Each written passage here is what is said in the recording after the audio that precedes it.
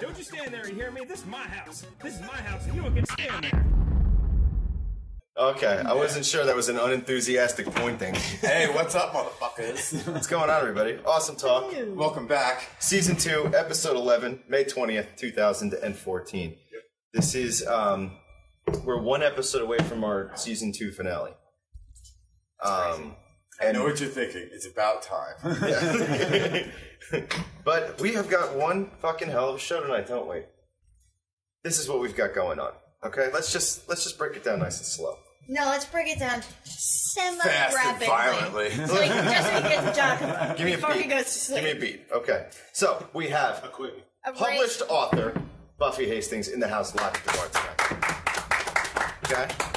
Okay? Midway through the show, yesterday, Sarah and I had a conversation with this guy via the Skypes who works on a farm in Colorado that wasn't always GMO, but has gone GMO, and he fucking hates it. And he called up to talk about some of his experiences. So we're going to air that interview with James. I got his last name and his first name combined. James Gustin.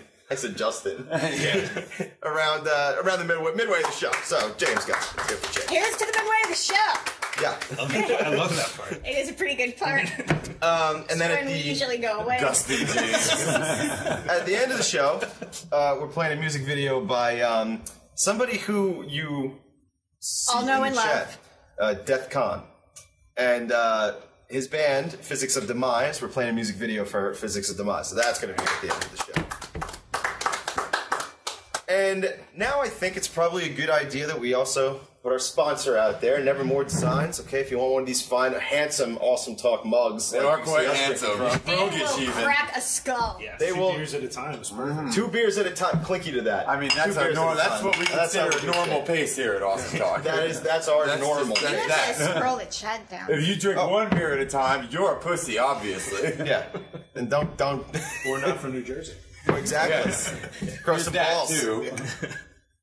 Hold on, I'm pulling the chat down. Okay, so it's probably a good idea now that we do an around the bar. No.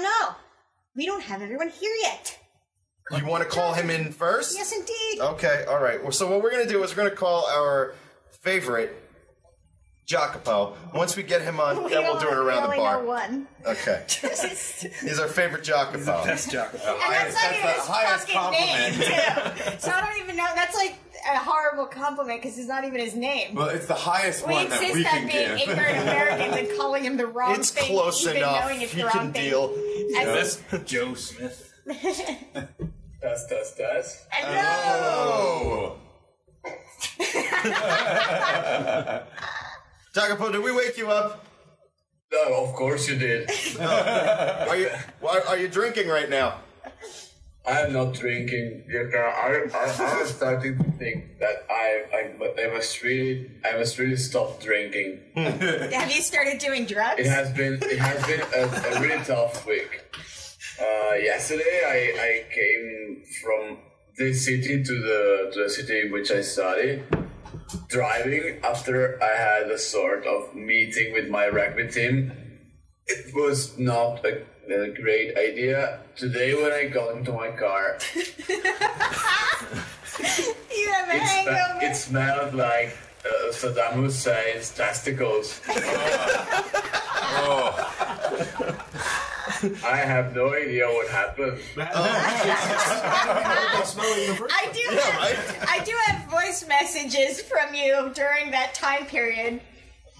And the best part is, I refuse to imagine this whole thing taking place in any other way than that you're on the back of a cart being wheeled by a donkey across like the Italian countryside with a jug of wine on both knees. Just grapes and shit everywhere. We were really tearing down the road in our coupe.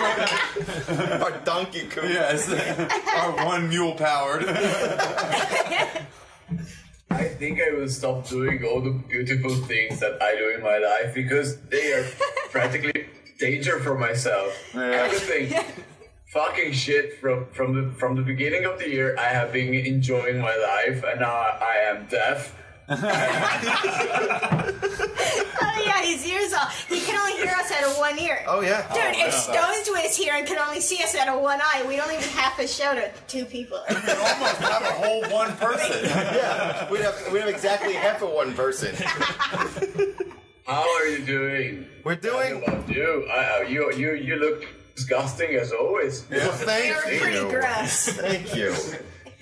How are you doing? Jacopo, we're doing good. We're doing okay. We're going to do it around the bar now where we all introduce ourselves because we have a guest here tonight. I can see he is a really beautiful person. If I had a beer, I would share it with you, but I don't. But I have the Jesus bandage. I refuse to believe there's no wine in that house. No, there is a lot of wine. Wait a minute. The man said he's going straight. Oh, that's right. I'm not pushing. That's gonna last about as long as your headache, dude. Yeah. As soon as that's gone, you're gonna be like, well, it wasn't that bad. Oh, I have to go to the bar, get It's drunk. alright. Just one jug. That won't hurt anybody. Just one jug. I have nothing. I will not drink. It's 3 you can tomorrow. No. Good for you. So I said, good for you. You have shit to do. I am a strict dodger. I command myself not to drink. I promise I will cut my own hands. So we're going to introduce ourselves, Jacopo. I'm going to go first, buddy. Go. My name is Rick. I am the bartender. Ryan, the brains. I'm William. People call me Buffy. I'm the writer. John Lacki from SuperTMH2.com.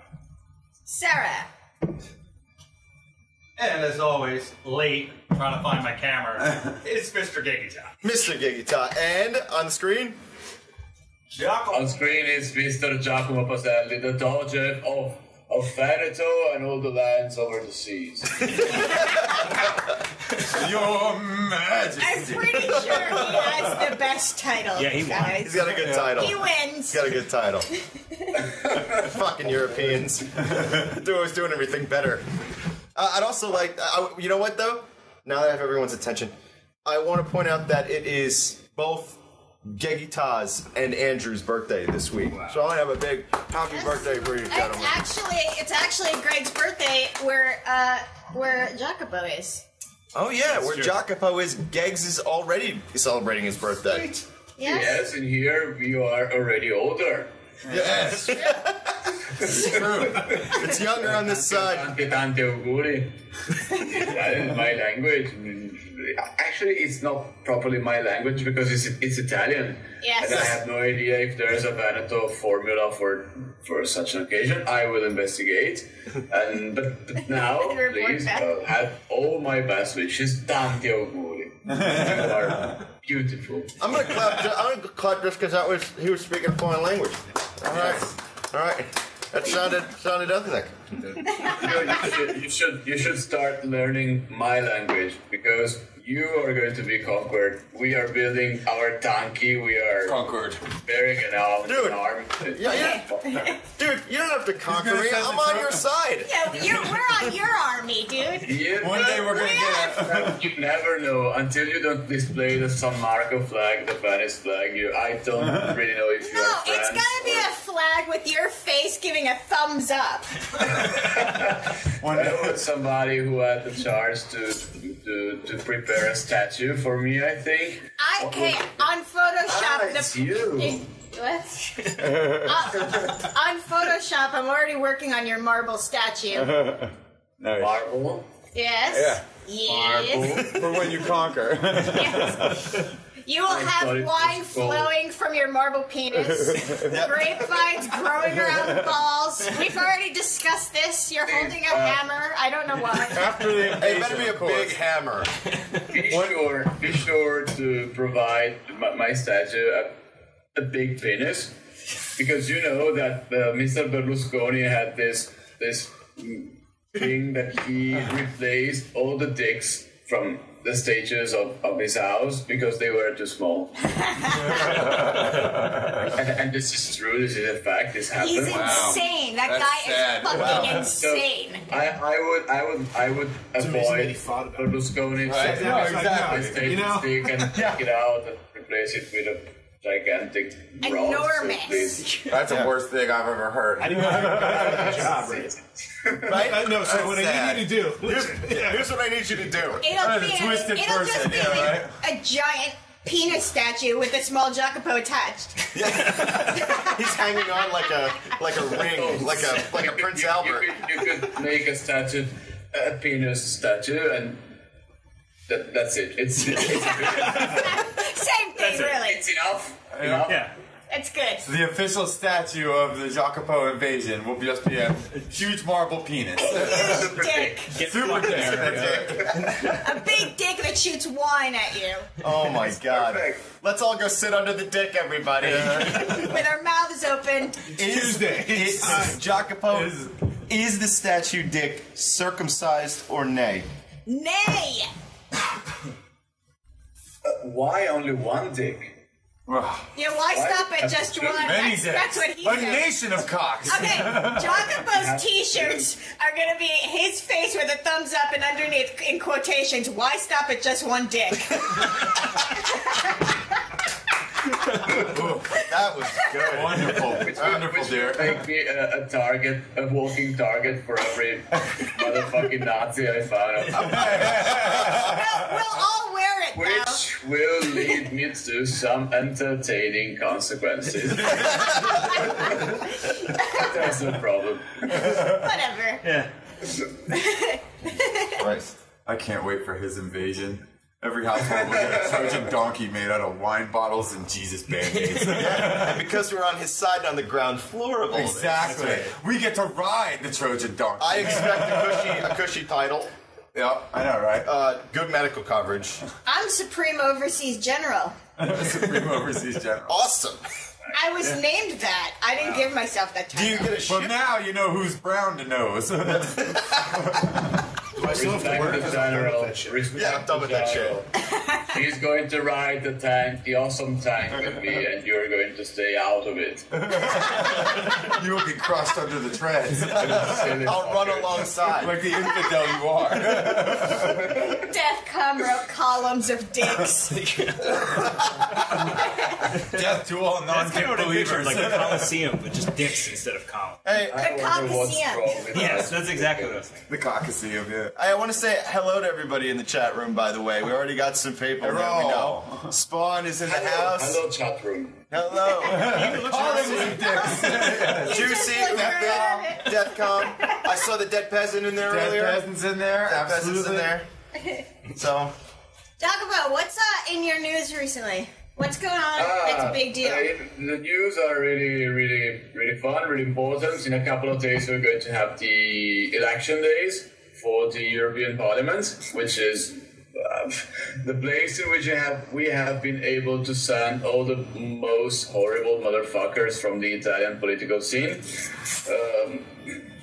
It's incredible. We have been sending to the European Parliament the clinic case of schizophrenic politicians, and I would not call them politicians, by the way. They are just stupid super fuckers. Yeah. I feel like I've heard that before. There are the elections for my city, in which we are, me and my friends and I, we tried to fight the Democratic Party, which we are not that friendly with, and we gathered a bunch of people they gathered a bunch of people 2 years ago and they started a political project. They now have their candidate major, and he is 50-50 with the Democratic Party guy, which is an incredible achievement for That's awesome. somebody who came out of the fucking blue with just a good idea in his mind. And in a couple of days, we're going to scare the crap out of the other politicians, those who do it for a living as a job. Nice. And it's nice. It's really nice. It's going to be an entertaining weekend. It's the final rush and fuck. And You're gonna get shot, aren't you? Yes. Nice. It's cool. And all the people are getting sick, and I can understand it, about politics, about this and that and that. And my answer is always then rise, do something. Yeah, I agree. Or you have two chances, or you go outside with a machete and you start cutting people's heads. It's okay. You will be shot, but you're free. You can do it. Start your own stupid revolution if you want, or you can involve yourself. My head. I want to cling to that. What you just said. I like that. Start your own revolution. Yeah, but wait a minute. I am firmly anti the head cutting revolution. I don't like that one. I hate revolution. They always lead to the worst kind of dictators possible. Yep. But this is another topic. Or you can involve yourself into something new in which you can gather people that you can try to change the world with. And that's what we are doing. And I think it's going to be really, really good to see the ex-major crying shit out of his eyes. Nice. Because he's been fucked in the ass by Shitty tears. the other people. You will be weeping tears of pure shit. And it will be glorious. Good. All of Italy will rejoice. Whatever happened, we did our part. And it'll be the shit motto. Oh, dude, it would be an amazing victory. Yes, it's going to be. We lost the primary pre-elections with because for a matter of 100 votes with this guy. So yes, we have no money, we have nothing. We only have our hands, and yes, I'm fine. I'm okay. I will. Whatever happens, if whatever happens is a victory. And so fuck the guy. Yes. We're going to rape his arse. This is starting to sound more like Oz by the minute. If I had my dick statue, I would go out on the day of the elections with my dick statue. But you would win. The Overseas General is lazy as fuck in those days, and she's doing nothing. That's true. We're gonna march down to town hall. We're gonna tell them what we think. We're gonna make a change, and then we're gonna rape them in the showers. The whole time waving our statue dick. With marble phallic symbols. Guys, now I am leaving absolutely because tomorrow is going to be a really tough day. Here is 3:30. I'm sorry for not being that drunk tonight. That's okay. That's all right, man. No bigs. He's sorry. No, it has been tough the last days. Believe me, Sarah. Yesterday, you have witnessed only the starting part because then I arrived home. Can we play them? A couple of beers and. I want to play them. While we accept your apology, next time we expect you to be on your game. But next time, hopefully, all the musical fucks are going to be done, and I will have a gigantic bottle of wine. I will stay with you all the transmission or whatever the fuck you call it. I will finish my bottle of good Veneto wine, looking at you drinking fluffy American shit. And he'll be official elected official. Fluffy overpriced American shit. It's not this. Champagne beer. So, guys, I hope I will be able to send you good news from the election. I hope so too. When is that? Whatever happens, rock and roll. Fuck yeah, man. Good night. Have a good night. You too, man. That's how. I fucking love that, dude. Italy, man. out. Yeah, wow. All right, next country. Next country. 40s. Shatterproof 40s are like weird rubber bottles. Who brought up Shatterproof 40s? Slender. Oh, God, yeah. Oh, yeah. You know, Shatterproof. I know we had this Those conversation, fucking but plastic bottles he are said weird. it.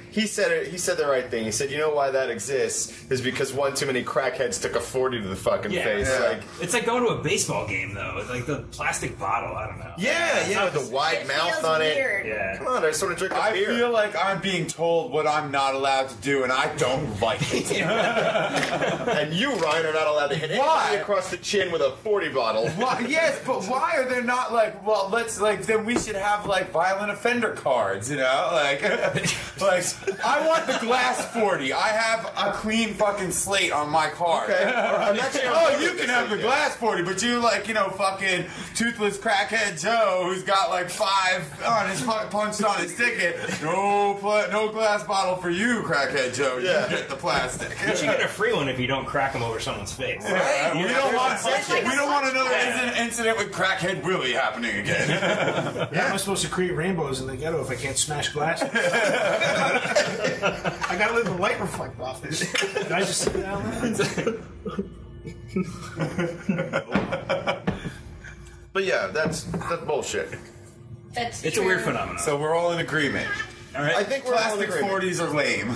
Plastic Motion is 40s. the best. Look, when I go down to the local food town, Spirits, whatever the fuck, Ron, and I go to pick up a 40, I'm not looking for a fucking plastic bottle. No. It's the same mentality that took over playgrounds. You can't even cut a knee on those anymore because you got it's rubber chips and wood chips. was actually Yeah, you know what I mean? There's no asphalt or concrete anymore. My son came home the other day from a birthday party, and then I guess I came home today. I saw all No this skin fucking knees? rubber. No, I saw these fucking rubber pellets everywhere in my fucking house.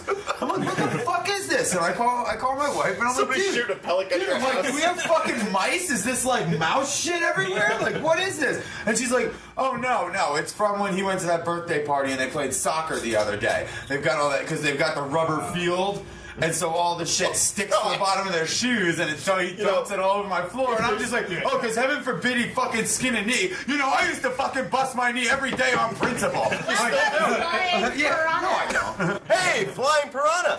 Nice. As far as nicknames go, Crackhead Willie is a pretty great one. It is pretty good. Nice. Flying Piranha, welcome to the chat room. Welcome to the show. That's horrible news. Defcom, your favorite bar fight move is to smash people in the face with the bottle, but that kind of implies that you're walking into a bar with a 40. Right. And that's like a whole other bar And fight.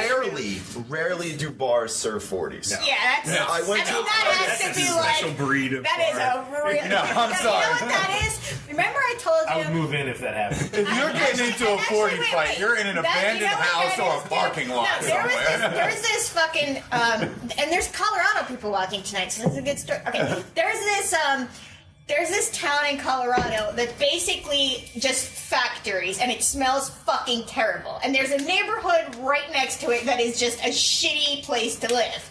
And we used to always pass this house, and in the window of the house was a neon sign that said like Mike's Bar, or like, I don't remember the dude's name. And like, we would always wonder, like, was it just a dude who like put that in his fucking basement, but like just decided he's gonna like serve cans of beer to people? Like, that would be the kind of bar that you would have the fucking 40s at. For that sale. would be And the bar. plastic. They better be plastic. Sounds like my kind of joint. At a place like that. Well, I went to a bar in Philadelphia a few years back, and they had 40s of Old English for sale in glass bottles. They were $8 a bottle, and me and my brother-in-law each drank 2 just on principle because Shameful. we're like, how often do you walk into a bar and see a 40? How often do I get to go watch a show and hold a 40? That's exactly what they were thinking when they decided to charge $8 And it for it. worked.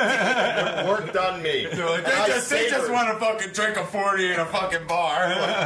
If you include tips, the $20 I spent's worth the memory. The whole bar is just stoops. So like, I'm sorry. That was fucking great. I am a very firm go to the liquor store before the concert and get drunk as shit. And just pay for 2 beers inside. Be beers inside. I mean, you go to a concert and you buy beers. Oh, it's bullshit, retarded, You better be dude. rich, man. You better be Dude, rich. a fucking And nobody at a 24 concert ounce. is. A fucking PNC now, a 24-ounce can of fucking Bud is like $12 fucking dollars. Dude. Goddamn. $12 for like Bud Light, a tall boy. Yeah. It is like it's like a fucking 110% price hike. Like, are you fucking serious? Like, Don't buy a T-shirt because that's going to cost you $50. oh yeah, exactly. You already paid for parking. That's $25. And the ticket was 80. Well, I mean, to some people though, And if you who call, go it's to another 15 just for the phone call. But I could see some of that though, because some people who go to these concerts, like that's literally their favorite fucking band, and it's a keepsake, and you know, I mean, like I could see. I mean, I don't agree with it. I don't like. But at the same time, offer a paper cup. But yeah, but dude, for a fucking beer, like really a 24-ounce Bud Light too. You can't make it a good beer, you know? Like, can I get a Stella? You know, like can I get something? Like, is still like half a paycheck. Yeah, man. oh, by the way, Flying Piranha said he was sent by dead peasants, so the recruiting process is working. Nice. Excellent. Yes. John Lacki, finish what you're The saying. wine, like, even though the beer is $12, the wine is still huge. Oh, Like, yeah. people, that's the problem. Like, people will still buy it. So. And I'll tell you what, now that they're cracking down on tailgating, it's just going to get worse, I know. and people are also going to be more bitter about it. Yeah. People, you're like, it's counterproductive in that I feel. First off, when I have to pay that much for a beer, I feel I'm pissed off. What are they going to do? Arrest the entire parking lot? Exactly. Those motherfuckers are going to roll out in droves and keep fucking drinking. They'll use their fucking. It depends. It red cups depends. It depends or on how long coffee cups, whatever. It man. depends on how long it They'll stays a stay story. ahead of You know what I'm saying? Like they're going to do it at first. They're going to set a precedent, and then eventually they're just going to get lax. And then in a few years, another idiot will OD in the parking lot, and they'll start the whole fucking thing over again. Whatever. And everyone's going to have to pay for that one asshole's being a fucking idiot. Yeah. You know? If it wasn't for the fucking newspaper, I swear, like I would have never noticed. You know, I don't fucking pay attention to that. Like there are rules in a parking lot. You fucking do whatever. Right, exactly. Like, Come get me, bitch. I bet I can outrun you. You see, that's the thing about rules in a parking lot. You're in a fucking golf cart or police car, and I can weave in and out of fucking parked vehicles. Come and get me. Fuck you, bitch. And I got a plastic bottle. Yeah, and I got a plastic I can't drop the You see this bottle? Even if I drop my 40, I'll still keep it. Hell yeah. bounces up. It bounces back. You catch it, hit him again. I can do this all night. Like a basketball. Like boing, boing, boing, boing. Hey, knock it off. Stop it. Guy's holding his gun. Fuck. It's illegal to fire a rubberized alcoholic beverage at an officer. Hashtag rubberized. Rubberized. Silence. I was gonna say it before when you were talking about the rubber playground. Oh yeah, but that was what I meant. I was like, dude, really? They got car seats till they're 7, so you know. Yeah, and they breastfeed till they're 13. Not mine. I fuck it. You know, nobody cares anyway. Oh, I can't fucking. He had the car seat in his wife's car because she's, you know, respects like law. Like when he was fucking like 5, you know, I was just like, yeah, that's it. You sit in the front seat of my truck and you sit up straight. And like my son knows every time we pass a cop car, he sits up and tries to make himself look older than he is. Like he sits up like perfectly straight. Moves. Yeah, he has moves already. The point I was gonna make was, is you said that the ground is made up of these like rubber pellets, and I was like, that's exactly. Well, it's like AstroTurf. It's got a rubber base underneath it, and then within the AstroTurf, it's just like little grain, almost like grains of sand. You so know, that's like that's what Mother Earth needs is big it's an indoor place. Yes, they need tires and They shouldn't touch real grass. That place in Wall right It's up all the street GMO. with the big, you know, the big ticks. fucking domed GMO tent ticks. over there. The what now? In Wall right there, the big dome place. yeah, It was an sports indoor, thing, the sports place. That's what it was. But I'm just saying, you know, like Yeah, but even the outdoor dude, back in the fields are day, you getting found yourself a weird. parking lot and you played tackle football, and if somebody fucking lost fucking. You know, 7 layers of skin, so fucking be it, you know, like, you want to fucking win or not, kid, you know, like. These are the same people, right? They move from the city, they want to move out to the country because they didn't grow up the grass. Yeah. Move out to the country and they cut all the trees down and they landscape it. Yeah, right. Look, it's natural. No, you landscaped all of Yeah, that. it's not natural, Yeah, no. and it's not helping anybody. No, exactly. So why should the kid play in grass? We should put rubber down, and the chains on the swing should be rubber so you can't lose a finger. Right? Remove any and all chance of injury. Yeah. Or Flying adventure. piranha. Mother Earth is going down in flames anyway. May as well do it with both middle fingers up high. Well, we might have gotten to the point where that's the inevitable It is the inevitable. That's the fucking mantra. That's the world. Seems to be the world mantra anyway. What's going on with who was talking about it earlier? Antarctica. Done. Unstoppable. You see, California Davis said the iceberg melt is unstoppable. Yep. Yeah. 10-foot. A 10-foot sea level increase is unstoppable. Yeah. Absolutely, it's happening, and that's it. Yeah, it's you know what? I really wish that Jacopo was still on because I wanted to talk about Venice. That gets rid of the Florida problem, huh? Hey! Also, kind of gets rid of the New Jersey problem. I got a lot of friends in Florida. Pennsylvania, I got a lot of friends. We are technically surrounded by water. We might be a little bit landlocked. Some of it. Wait, there's going to be no more North Jersey? Hey! North who? Oh. That's right, Sherman Tanks, you heard me. If Central Jersey survives. Yeah, all those people are going to go...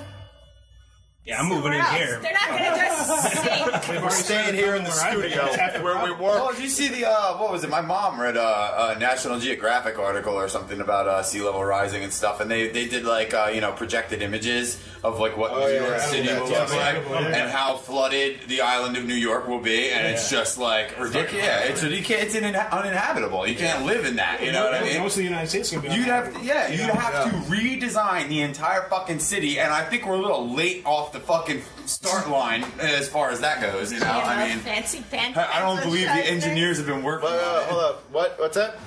The GMO fancy pens pencil sharpeners for your fucking pencil sharpener. You know what's so funny is that pencil sharpening video that I talked about. Did you watch it? The one that I assured you wasn't real. No, yeah, it's not even real. I assured you. I'm watching it, and he's like, "But it looks pretty serious." I'm like, "He's fucking." It's like. Yeah, she's like, it's he's like fucking with. It's like a fucking spoof. It's a joke. Yeah, but I'll tell you what. And he's like, "But look how serious he is." I'm like, "That's the point of it." You know what it is? Like, The guy takes it so far to the point where the comedy part doesn't begin for like 4 minutes. So you get real deep into it and you're like, dude, this fucking guy's sharpening pencils for a living. Like, this is a real thing, Best dude. is that we argued for 45 minutes about it. You motherfucker, that's so stupid. Yeah, but we didn't even argue whether or not it was real. We argued whether or not it's art to shape a pencil. Oh, yeah. In the resounding negative. Listen, if you want to carve stormtroopers into crayons, that's art. But if you're gonna fucking carve some shit, Let's draw some lines. Sorry. exactly. John knows what I mean. Be respectful. Rick is gonna like start the fucking pencil art music. It's just gonna be like different pencils from different times. Perfect. Like, that's a vintage. That one? That right there is a vintage Ticonderoga 1975 number 2. Okay. You can see by the teeth marks. They don't even make these anymore. They don't make these. Hardest pencil to fucking sharpen there is. It's a number 2, but it's in Roman numerals. It's just made out of diamond. Hardest pencil ever. I have a pencil like throne that I sit in. Yeah, you Welcome dead to my peasant. pencil Thanks. Thanks, dead peasant. I love how we went back to this. Yay me.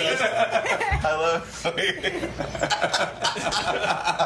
Excellent work, sir. Yeah. Way to go. Who's really pulling the strings around here? I'm starting to think it's the dead peasant.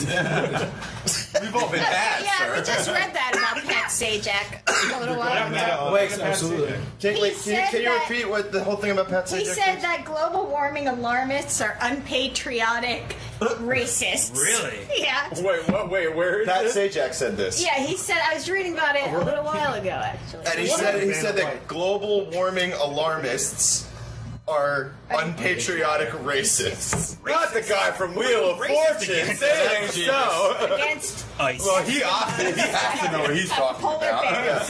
He tells people to spin the wheel every night. He does a grammar game. That's...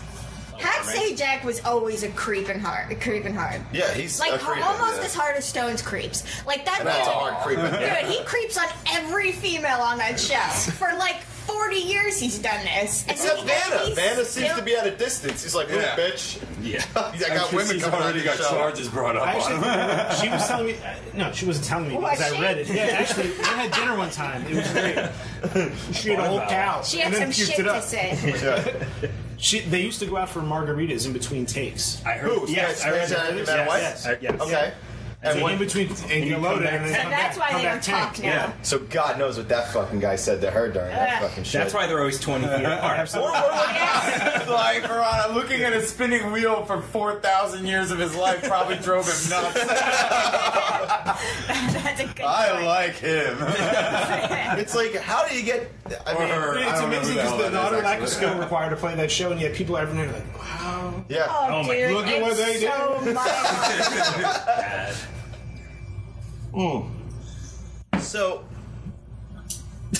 So, Yes. we're waiting for you to finish. So I'll make this. fun of Pat Sajak, but I'm drinking a $2 beer, and he's sitting in the mansion in California. Yep. there you go. Who's the asshole now? Calling, the asshole now. It's usually the dude sitting in the Look, mansion. Doug Stanhope always talks about how there's like loopholes in the system. Like if you want to get That's rich, the just loophole. come up with some shit. Like invent a religion. You invent a religion and just. Well, See, he didn't even to simplify the wheel, right? To simplify and take it back a step in history, George Carlin himself said, if you nail together two things that have never been nailed together before, some schmuck will buy it. Yeah, that's right. When you said that, I thought it was going to a Jesus and a crucifix joke. And I don't know why. That far back. I was like waiting for that. George Carlin's old, but I mean, You know what's funny is I thought in that vein too. I was like we're going Nailed far two back. things the setup was good. To a cross. The setup was Jesus like. Well, he's not the only one who No. The setup I don't was want to put it on your biblical. weird. That's right. I don't want to wait. That's how I roll. My son. Everybody's quiet as we all leave the chat. You're what? My sunburn. Integrity doesn't buy shit in this country. I wore this over top of my wife beater to try and look presentable, but I'm thinking that this is gonna go soon because my shoulders are fucking killing me. So, you know, there's a lot of shit that happens in the news that I would like we all always point out how the news throws things into articles that sort of like change how you think about remember the girl we talked about who was 20 and fucking on the airplane, and somehow they shifted that to a whole other flight where a guy was a terrorist. And it was completely. They weird. use junk. They use sensationalist junk to paint actual news in a negative light. Well, here's or positive. You know, they skew things. Yes. Here's the complete story, and I'd like jokes and comments about this. Okay, so everybody knows that the 9/11 memorial is opening up or whatever. Okay, now the 9/11 memorial. I love how you ask for jokes before, and then the first thing you say is so 9/11. It's gonna be really First joke. Hey, you asked for it.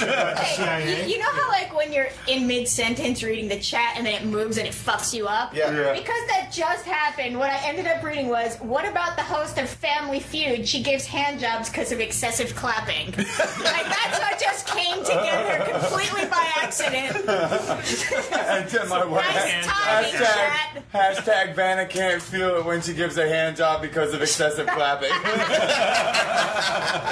Van stranger. Nice. The danger. So 9/11, right? So Am I right? Am I right? Hashtag am I right? 9/11. So the big outrage is coming from the fact that they're opening a gift shop, a 9/11 gift shop. Yeah, even Cage and Jim Please Norton. tell me they have toy planes there. glue it together yourself. No, they're completed and you just throw them on the ground. No. Toothpick towers you can push over. Okay, hang on. Right. Good job, everybody. Good job, everybody. But I'm not done. I know. So so the big outrage is coming from, like I read from Cage today, I read from Jim Norton, and they were talking about how, like, what kind of a scumbag would open a 9/11 museum, which I agree with to an extent. T-shirts? No, t-shirts, hats, everything. Okay, so Does it have Chuck Norris's face and Jesus? It looks like I got- NYPD t-shirts and like firefighter t-shirts. yeah, firefighter t-shirts. Oh, God. right? One of the things that I read that's kind of weird is they're actually also selling like vests for dogs, like Yeah, it's weird. fire Very department weird. vests and police department vests for dogs, and I'm like, that seems like it could be really taken. Like you could just put one on your dog and like sort of just let him The thing about get after in 9/11, shit. right? Like, All the people you saw walking around with NYPD t-shirts. I did not realize there were that many cops. Holy They shit! should make one shirt that they have to give to every member of the country, and it just says, I survived 9/11, and all I got was this lousy t-shirt. Flying piranha. So let me. wow, They sell flying Lego piranha. kits of the towers without enough pieces to build them. Oh my god! Oh my god! That my wins. God. Oh my God. That's fucking fantastic. Let me move into the next piece of this story. It has pieces like Legos. Okay? The next piece of this story is they interviewed the CEO of this whole endeavor. Because it has to be a business. It has to be a has business. to make money off people dying. The 9/11 Museum costs roughly $65 million a year to keep open. Okay? Part of the Let revenue... me see where that money's going. I bet I can cut that shit They down. also get... Hold on, this is important to point out too. The toilets must be They amazing. get absolutely zero funding from the government, so they make money to run this whole entire thing from ticket sales to the museum, the gift shop, Bullshit. and all that other shit. That's what they say. Of course. Now, that's the next We part need of the you story. to come to buy this shit. Then there's something that really bothered me. Yeah. Here's what bothered me.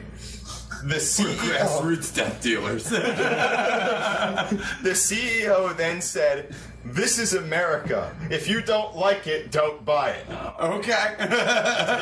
Done. And I was like, This is also All right. America where I can scream about not liking it while not buying it. I was kind of like, when you say you're trying to keep the museum open for whatever reason and you need to make money to do that because you have no funding, I could almost get on board with that. But then when he said it like that, Yeah. "Hey, this is America. You don't like it, you don't buy it." I'm like, What were you expecting at the 9/11 museum? The bastion of like liberal It's a bunch of hippies sitting out front with guitars, just like, wasn't that sad? Perhaps we can. No. One of the things you're leaving out is for the first 6 days or so, they opened only to family members of victims. Well, I mean- and Yeah, during yeah. that time period, Because the they forgot, museum gift shop was also open, and the relatives were like, "Dude, like." This is like a mass grave. Can you maybe keep the fucking shop closed until like it's that's open just- to everyone at the that's- very fucking least? Like, "Hi, this is where your family member died, and by the way, you can buy a hat to commemorate it." or a pencil, I mean, man. the simple, like, I mean, embroidered listen, hat. there are lots of places on the planet, like, you know, where fucking things have gone Some down. shit Tragic went down. fucking Shit shit happened. went down. And there are, like, you know, museums and, like, they don't walks have and gift gift shops. shops But I can guarantee you, and you know what, hey, We got bars and you of know soap what, in whether or not they have gift shops in Auschwitz, I can pretty much guarantee you that the fucking museum and the commemoration did not happen 10 fucking years later, okay? That was for later generations to decide to do. We saw that shit. Why do we want to build a fucking memorial? Like, we're the fucking generation who lived through it, you know what I mean? Like, We need why a are we, like, museum. yeah, we need a fucking museum. I was there, you know, like, Jesus Christ. Like, you gotta be fucking kidding me. Like, let the future generations decide whether it's history worthy or not. You know what I mean? $65 million a year for a building full of broken shit. Yeah. Look, I'm just reporting what they said. That sounds crazy to me too. T-shirts are $80. Yeah. How many people Oh, there was a beers are website 12. that listed the prices and shit. Huh? There was a website that listed the prices and Like shit. a shirts and shit? Of like a I bet a shirt was whole $40. plethora of stuff. Yeah, it Yeah. wasn't like, you know, donation. Pay whatever you want. Yeah, exactly. Like, pay Yeah, right. whatever you want to help us out.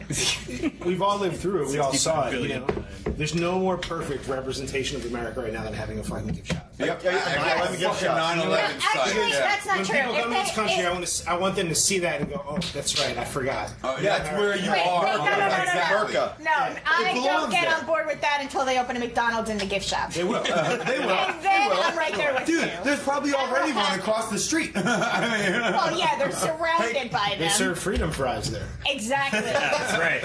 God, that was one of the biggest, most fucking, like, I wouldn't eat at a place that had freedom fries written on oh it. yeah, dude, that's the most ridiculous thing I've From ever Dead Peasant. Hey kids, you want to go see shit that will make you feel horrible about life and make you want to jump off a building? Sorry, wrong choice of words. No, it was the exact right choice of words. Ooh. Yep. That just feeds into how fucking narcissistic this generation Like, is. you know, Yeah. it's We have a true, fucking though. selfie generation. selfie Well, actually, generation. I want to say something to that too. The selfie generation thing has gotten. It's amazing. It's Yeah, it's amazing. it's amazing for all the fucked up and wrong reasons because, like, there's a trend that's going on Instagram or Reddit or whatever, where people are starting to take selfies with homeless people, Oh, that's nice. Of course. and I'm like, That's not. Dude, this guy doesn't even know you're standing there, man. His fucking life sucks, and you're sitting there taking a fucking pic. And they're like, well, wait, maybe if they get popular enough, we'll stop making it illegal for homeless people to be on the street. And there's that too, by the way. Speaking of homeless people, can I go back to the 9/11? Oh, there's also now they're trying to make it illegal in some states for a homeless person to have any belongings. Possessions, other than a shirt on their back. That is maniacal. Like, I don't even. You know, he was talking before about how this is truly the last days of Empire, and it there's a major separation happening, and it's like. What's amazing is here we are in the age of like, not only is it the last days of Empire, we have never been more mechanized. People have been never before in probably history have people been more de-individualized. You know, and collectively useless. Absolutely. So now, collectively fucking useless. I have to prove to myself that I exist. I post it on Facebook, and I want you to like it, so that I know that you like me and like the picture that I took of me. Yeah. You know, this would never happen before. And you know, you see these stupid articles in like BuzzFeed or something. Oh, this is the history of the selfie. No, that's not the same thing. Yeah. Like, these are people experimenting with photography in certain stages, but now, like, these people are trying to define themselves in an age where everyone wants them to be nothing. Yeah, and people like get off on being the more fucked up. Like there was a dude in your boy posted this article where this guy was suicidal. He was going to jump off a bridge, and people were collecting together in front of the bridge and taking a selfie with this fucking crying, suicidal dude up on a fucking bridge. Suicide shot's going to end up on an Imager post where they show the descent. And it did. Like 7, Dude, it did. It made the news. I mean, that fucking shot got 1 million hits, man. Like, absolutely. And now that you can monetize your hits, their way, you know, like YouTube is the first one, but everybody's going to go that route eventually, right? I got a good topic. I got a good one. I read an article maybe a week or two ago, and it was like Facebook related, like, you know, about privacy and all that shit. But it turns out that there was this Marine who was like, you know, he came back from Afghanistan and Iraq and all that, and he was suffering from PTSD really hard. And he had like a wife and kid. He went like, you know, fucking off the grid, like drunk and crazy and shit like that, or he was on like meds, like from the VA. And so this guy got it into his head to kill himself or whatever, right? And so, like, I guess he had like a cell phone or something like that, you know, because he was still able to post Facebook things and pictures and whatnot, but nobody could find him, you know what I mean? So he goes on Facebook and starts posting these little rants, you know, like about, I want a fucking Vikings funeral, you know, set me into the water on a barge and shoot a flaming arrow, and like I'm a fucking warrior and this and that. And all of his friends are chiming in, just like, where are you? Where are you? Stop talking like that. That's ridiculous. You know what I mean? So the guy takes pictures while he's doing all these Facebook rants. Yeah. Oh. Yeah, there you go. But he takes pictures while he's doing all these Facebook rants of him stabbing himself. Wait. Leg. Did the video cut out for everyone? What do you mean? Well, Slanders did, so I'm asking if anyone else is cut out. Obviously, if I'm asking and it cut out, they can't answer. Slander, if you can hear us, try reloading your page. Yeah. But actually, Gegs, can you put that out there to the chat? Can you tell them if they're having any troubles to refresh their page? It should be okay. But so anyway, so the guy fucking stabs himself in the leg, and like badly, you know what I mean? And he's like taking different pictures. Like one of the first pictures of him with the knife. One of the other ones is like, you know, so you can blood. make an animated GIF. And well, no, yeah, you could technically, but but it's actually, like, you know, but so here's the thing: he posts them to Facebook, right? And the guy dies. Like they couldn't find him. He was in a fucking like, you know, nobody knew where he was. He was crashing somewhere in a fucking abandoned building. You know what I mean? And no one found him, and he bled out and died. So his family goes to Facebook. And they're just like, could you please take these pictures down? This is terrible. And Facebook refused to do it. That's a little... Facebook refused to do it because it was his account, and maybe there was some lesson to be learned with his... Now, see, that's where I find it interesting. Is it that they said maybe there's some lesson? No, it was or his... did they say it was his wishes? It was his... No, but that's what they said, but that's how they backed it up. It was just, you know, maybe that's his, like, last statement, and this is a lesson to be learned from him. And, you know, so, I mean, that's their legal team talking, probably, but, I mean, there is a percentage of my brain that really does kind of agree with that. But, like, you know, the guy's obviously under duress and he's obviously got issues. I mean, it's not like a clear-thinking individual who's making these requests and making this statement, you know what I mean? Like, so I understand. They kept it up because it's completely against their fucking terms of yeah, so exactly. Yeah, that's the big thing, is because you would also think that it violates the causes of fucking graphic content, you know what I mean? So, but it's like, that's a good like point. it's not even really the story itself, but what it's that point that it comes down to at the end of it is just, you know, like, which side do you lean on? That guy has every right to want to upload pictures, and if that's what he, you know what I mean? And his family has every right to want those pictures taken down, and that puts the people at Facebook in a real tough fucking spot. And their original call, I think pictures have since been taken down, but their primary call was leave them up. I was wondering what you guys thought about that. I just think it's weird because I've seen things far less graphic and awful, that get taken down. Yeah, exactly. So, I mean, on the one hand, it really looks like they're a bunch of shitheads who just wanted fucking snuff images on to stay up on their website. I mean, think about it too. I mean, a public execution is not historically we've made them public. Yeah, dude, that's a good topic. Let's think about it. Think of Jesus. A crucifixion. Exactly. Yeah. You know, these were public things. You can still go when they behead people in Saudi Arabia. That's brought. Oh God, yeah. They call it Chop Chop Square. My friend has a website that he goes to, and you can see all those videos. Jesus like on the cross with a fucking cell phone. He's like, look what these fuckers did to me. Check this shit out. There's these Russian guys who filmed a video of them cutting right. It was the real deal. That's not true. And hold on.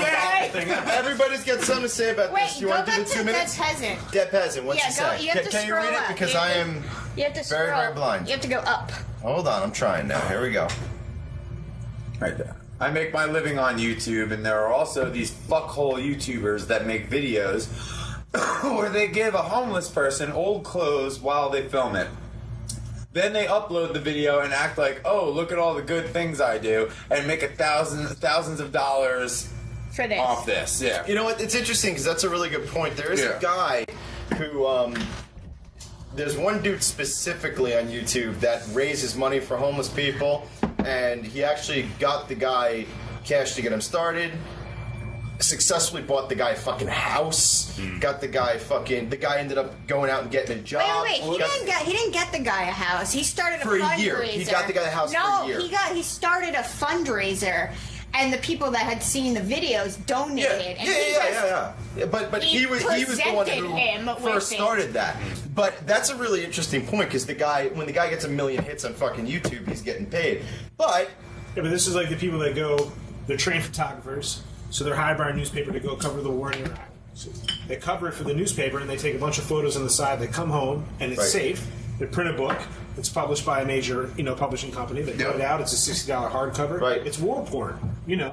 And you're exploiting graphic, awful fucking images. People. Well, let me ask you something. Is it war porn, or isn't it a good thing historically to have photographs that are real? It's a real fine line, I think. Right, I think so too. There's stories. It's in Robert Fisk's History of the Middle East. He's a journalist based out of Beirut. He's works in Independent, and he talks about having met reporters who show up to cover wars wearing camouflage, like they're part of the army or something. And he knew one guy who would hand out business cards that were like dog tags. Weird. It looked like dog tags. Wow. And so he's like marketing while he's out. That's exactly. Exactly. Really weird. I think so. It's a fine line, but how do you know? Dude, there is a market. I think There's the a huge fine line market. is that on one because it makes hand, certain people feel good about having bought the book. Oh, look, this is what's going on over there. I know about it. And yet at the same time, but the main issue is that they're actually satisfying a greater urge, which is violence that they really want to see. They want to see the raw, real images, and I'm not even like saying that that's. I mean, it opens a lot of fucking disturbing doors. That's like having images and viewing images like that is not to be taken too lightly, you know? Like, I know a lot of people who can I go online and find a fucking snuff film of somebody getting shot in the head? Sure I could. But if I watch it and it makes me stupider, should I have? Hold on. You know what I mean? Say what you're going to say. I was going to say the other fine line is the idea that images like that reaching enough people would somehow hopefully invoke the desire for there to be change. Yes. So the type of violence that caused it doesn't exist.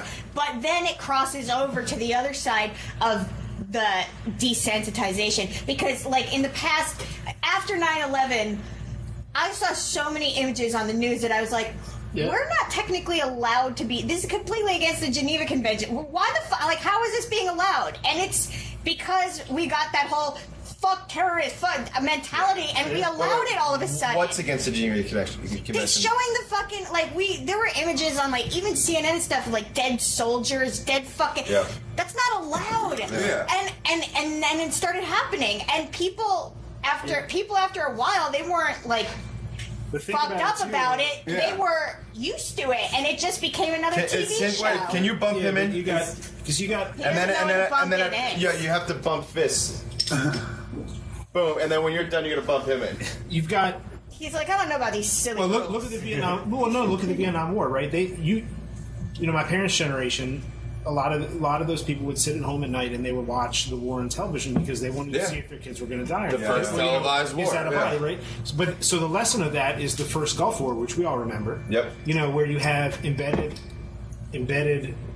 journalists with units. You have everyday Schwarzkopf getting up on TV showing this is what we did today. Yep. You know, but it's all mapped out, and so we've learned these lessons about this is what happens if we show bodies. We might end up with our generation in the streets protesting. We don't want that. I mean, there's no draft, right? So we've been at war for almost 15 years, you know, if not more, if you count special operations forces. You know, but they've never had the draft. We just keep recycling reserve units in and out. We've pretty much been at war since Vietnam. We don't see American soldiers out on television. I mean, these are long learned lessons. You know, there's an incredible manipulation of media in order to get where we're at. And yet, at the same time, we have a history in this country of Upton Sinclair running the jungle. Say, no, he did not mean to change the meatpacking industry. That was not his intent. You know, but he wrote about it very graphically, and we get a change in the in the way food is processed in this country. Where you've got James Agee writing, "Let us now praise famous men." These guys are going into the South. This is what tenant farming looks like. These are pictures of it. This is prose of it. But there was an attitude behind these works, and behind what was like Michael Herr's dispatches coming out of Vietnam. There's an attitude behind that stuff that separates it from being war porn or desensitizing people to what they're seeing. It's like they lay it out. We saw it. This is what it is, and now let's make good on it. And it's laid out in an academic way. You know what I mean? Like back then, you feel like you're actually, and it's genuine. It's not. It's not. You're not selling it to sell foreign kind of aspect to it. You're like learning about what's happening and what's going on in the world. Right. Yeah. That doesn't really exist anymore. Yeah. That's right. Can you bump him in? And we'll Sarah, to go back to what Sarah was saying about imagery on TV and what is and is not supposed to be allowed and what is sanctioned and stuff like that. And that was, that's what should disturb everybody about it is because we were blind. I mean, not blindly. I'm sorry. We were obviously and very literally force-fed a whole lot of propaganda, and I mean it started that day. It started that day, and it hasn't stopped since. Machine. Actually, can I give you? There's a lot of stuff. It reminds me of that. It reminds me of that sketch. Everyone is saying it reminds me of the sketch that Dave Chappelle did on it with Black Bush. Yes. And this part about where they were trying to talk about you can't go to war, this and that, and he was just like, I've got nations of the willing. I've got 40 deep. I've got all these people. Oh, the UN doesn't like it? Well, you know what? You know what the UN should do? They should sanction me. They should take their army and they should sanction me. Oh, wait. You don't have an army? Well, then maybe the UN should just shut the fuck up. That's basically what happened. And I thought the way that he put it, because he was allowed to put it on TV, was brilliant. I want to go to the chat, but real quick to add to those rules don't mean shit in wartime. When you said that shit started the first day. No, well, yeah, but that's why do you think George Bush has always said, I'm a wartime president? I'm a wartime when president. you say started that day, what's really interesting I can make the rules up as I go along. While the buildings were falling, the news was showing the buildings images. falling. Well, yeah, but they were showing images of people celebrating in the Middle East, and it turns out those videos weren't really happening. They were like 10-year-old videos that they were showing. It's like and non-related to the fuck. Yeah, absolutely. They're not even. Yeah. I want to go to the chat real quick because everybody's got a lot to say. Sarah, can you pick it up where? Let's see. Keep going. Amazing. Oh, right there. Stop it. You have to go down a Geggy quite a Ta bit, said, right please there. refresh your pages right after that. Okay, go ahead. Go for it. Go ahead, Sarah. Ooh, I'm still trying to I'm find surprised it. they couldn't find the dude with the geolocation. Oh, he's talking about the Marine who killed himself. Yeah. And that guy's awesome. What else do we got? Just doing nice things to people without getting anything back. Ooh, I'll test on Like that that. later. Yeah. I think it's in a way. Even Okay, if, oh, okay. So this is about the Facebook So this is issue. fine. This is all good shit. Oh, yeah.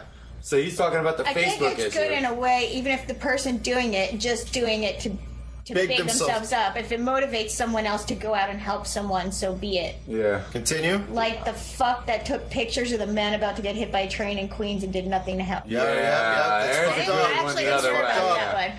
Even if that person that was inspired is even doing it just to make themselves feel good, the end result is people getting help. Yeah. We are not at war, we are just infiltrating. That's right, too. That's pretty much what we Yeah. always do, isn't Yeah. it?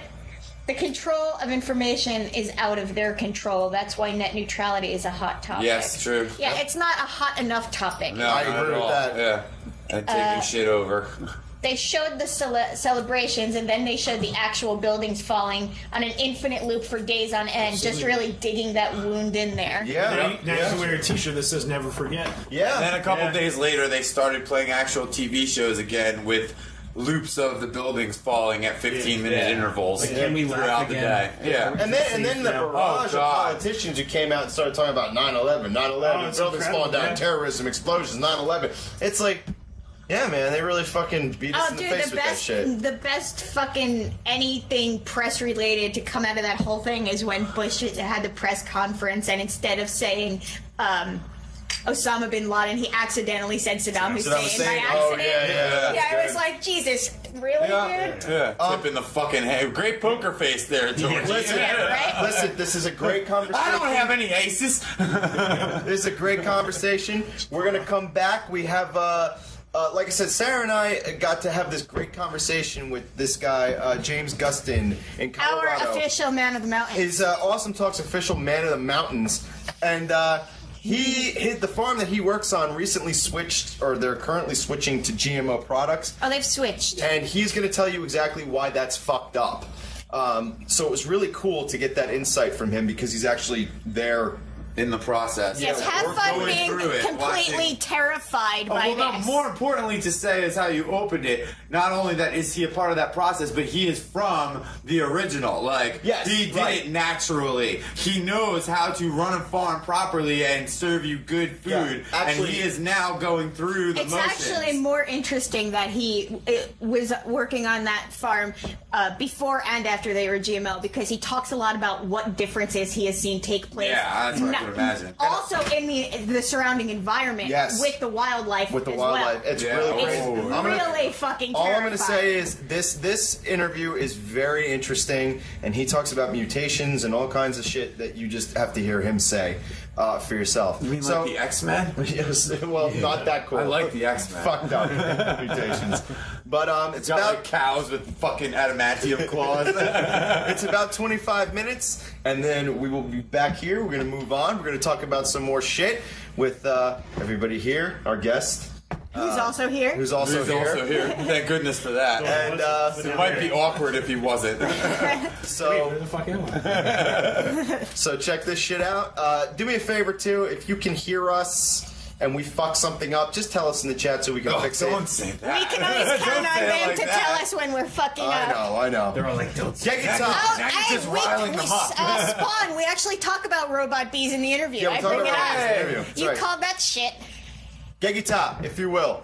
James If you Gustin. may.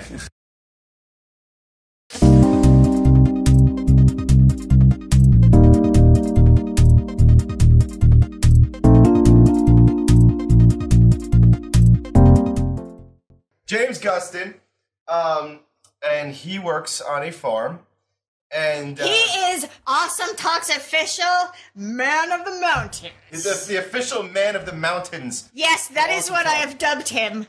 I think it's a good dubbing.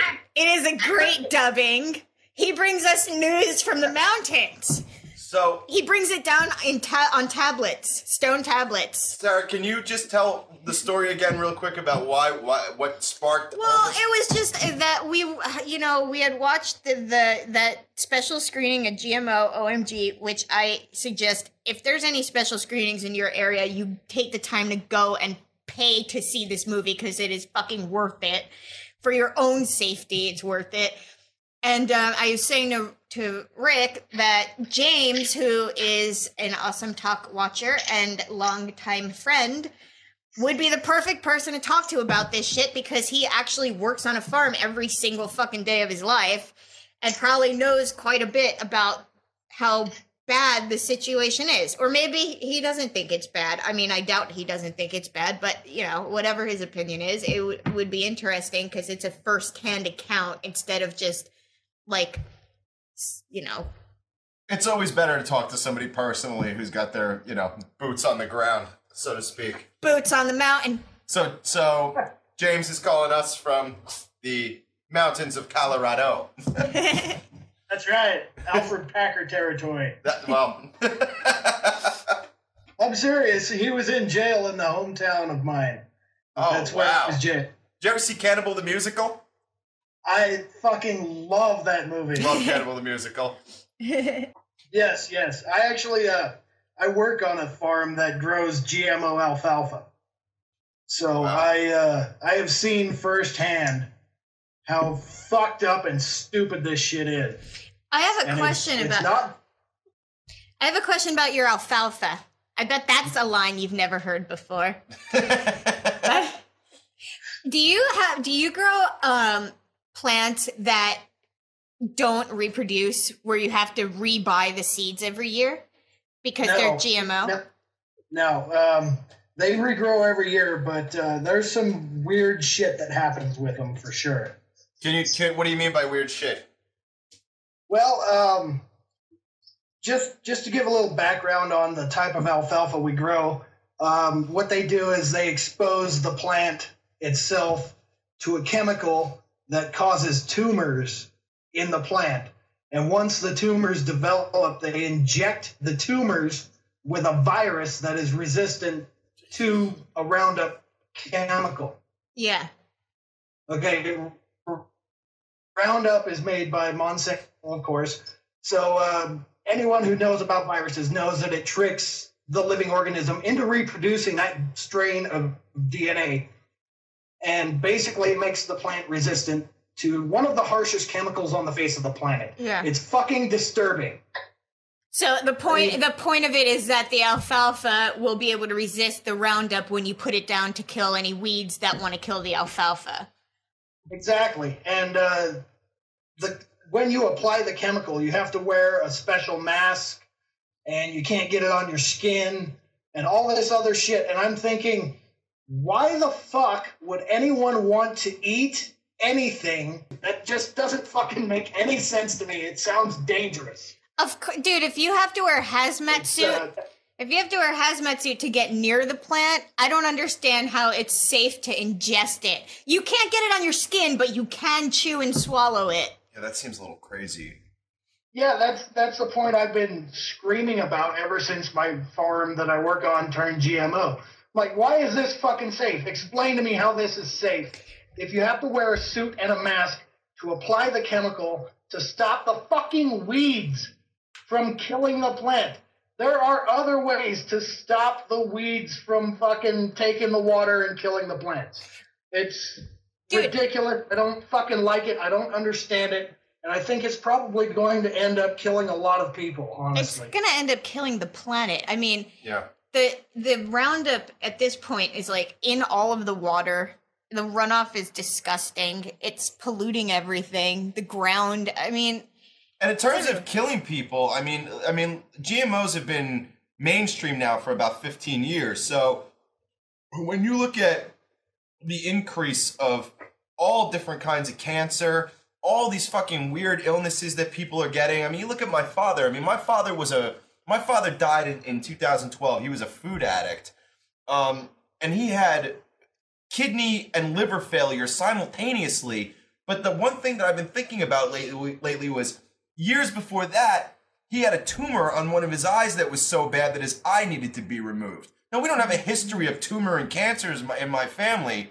So it's like, well, what the fuck caused that? And I'm starting to think it's the food.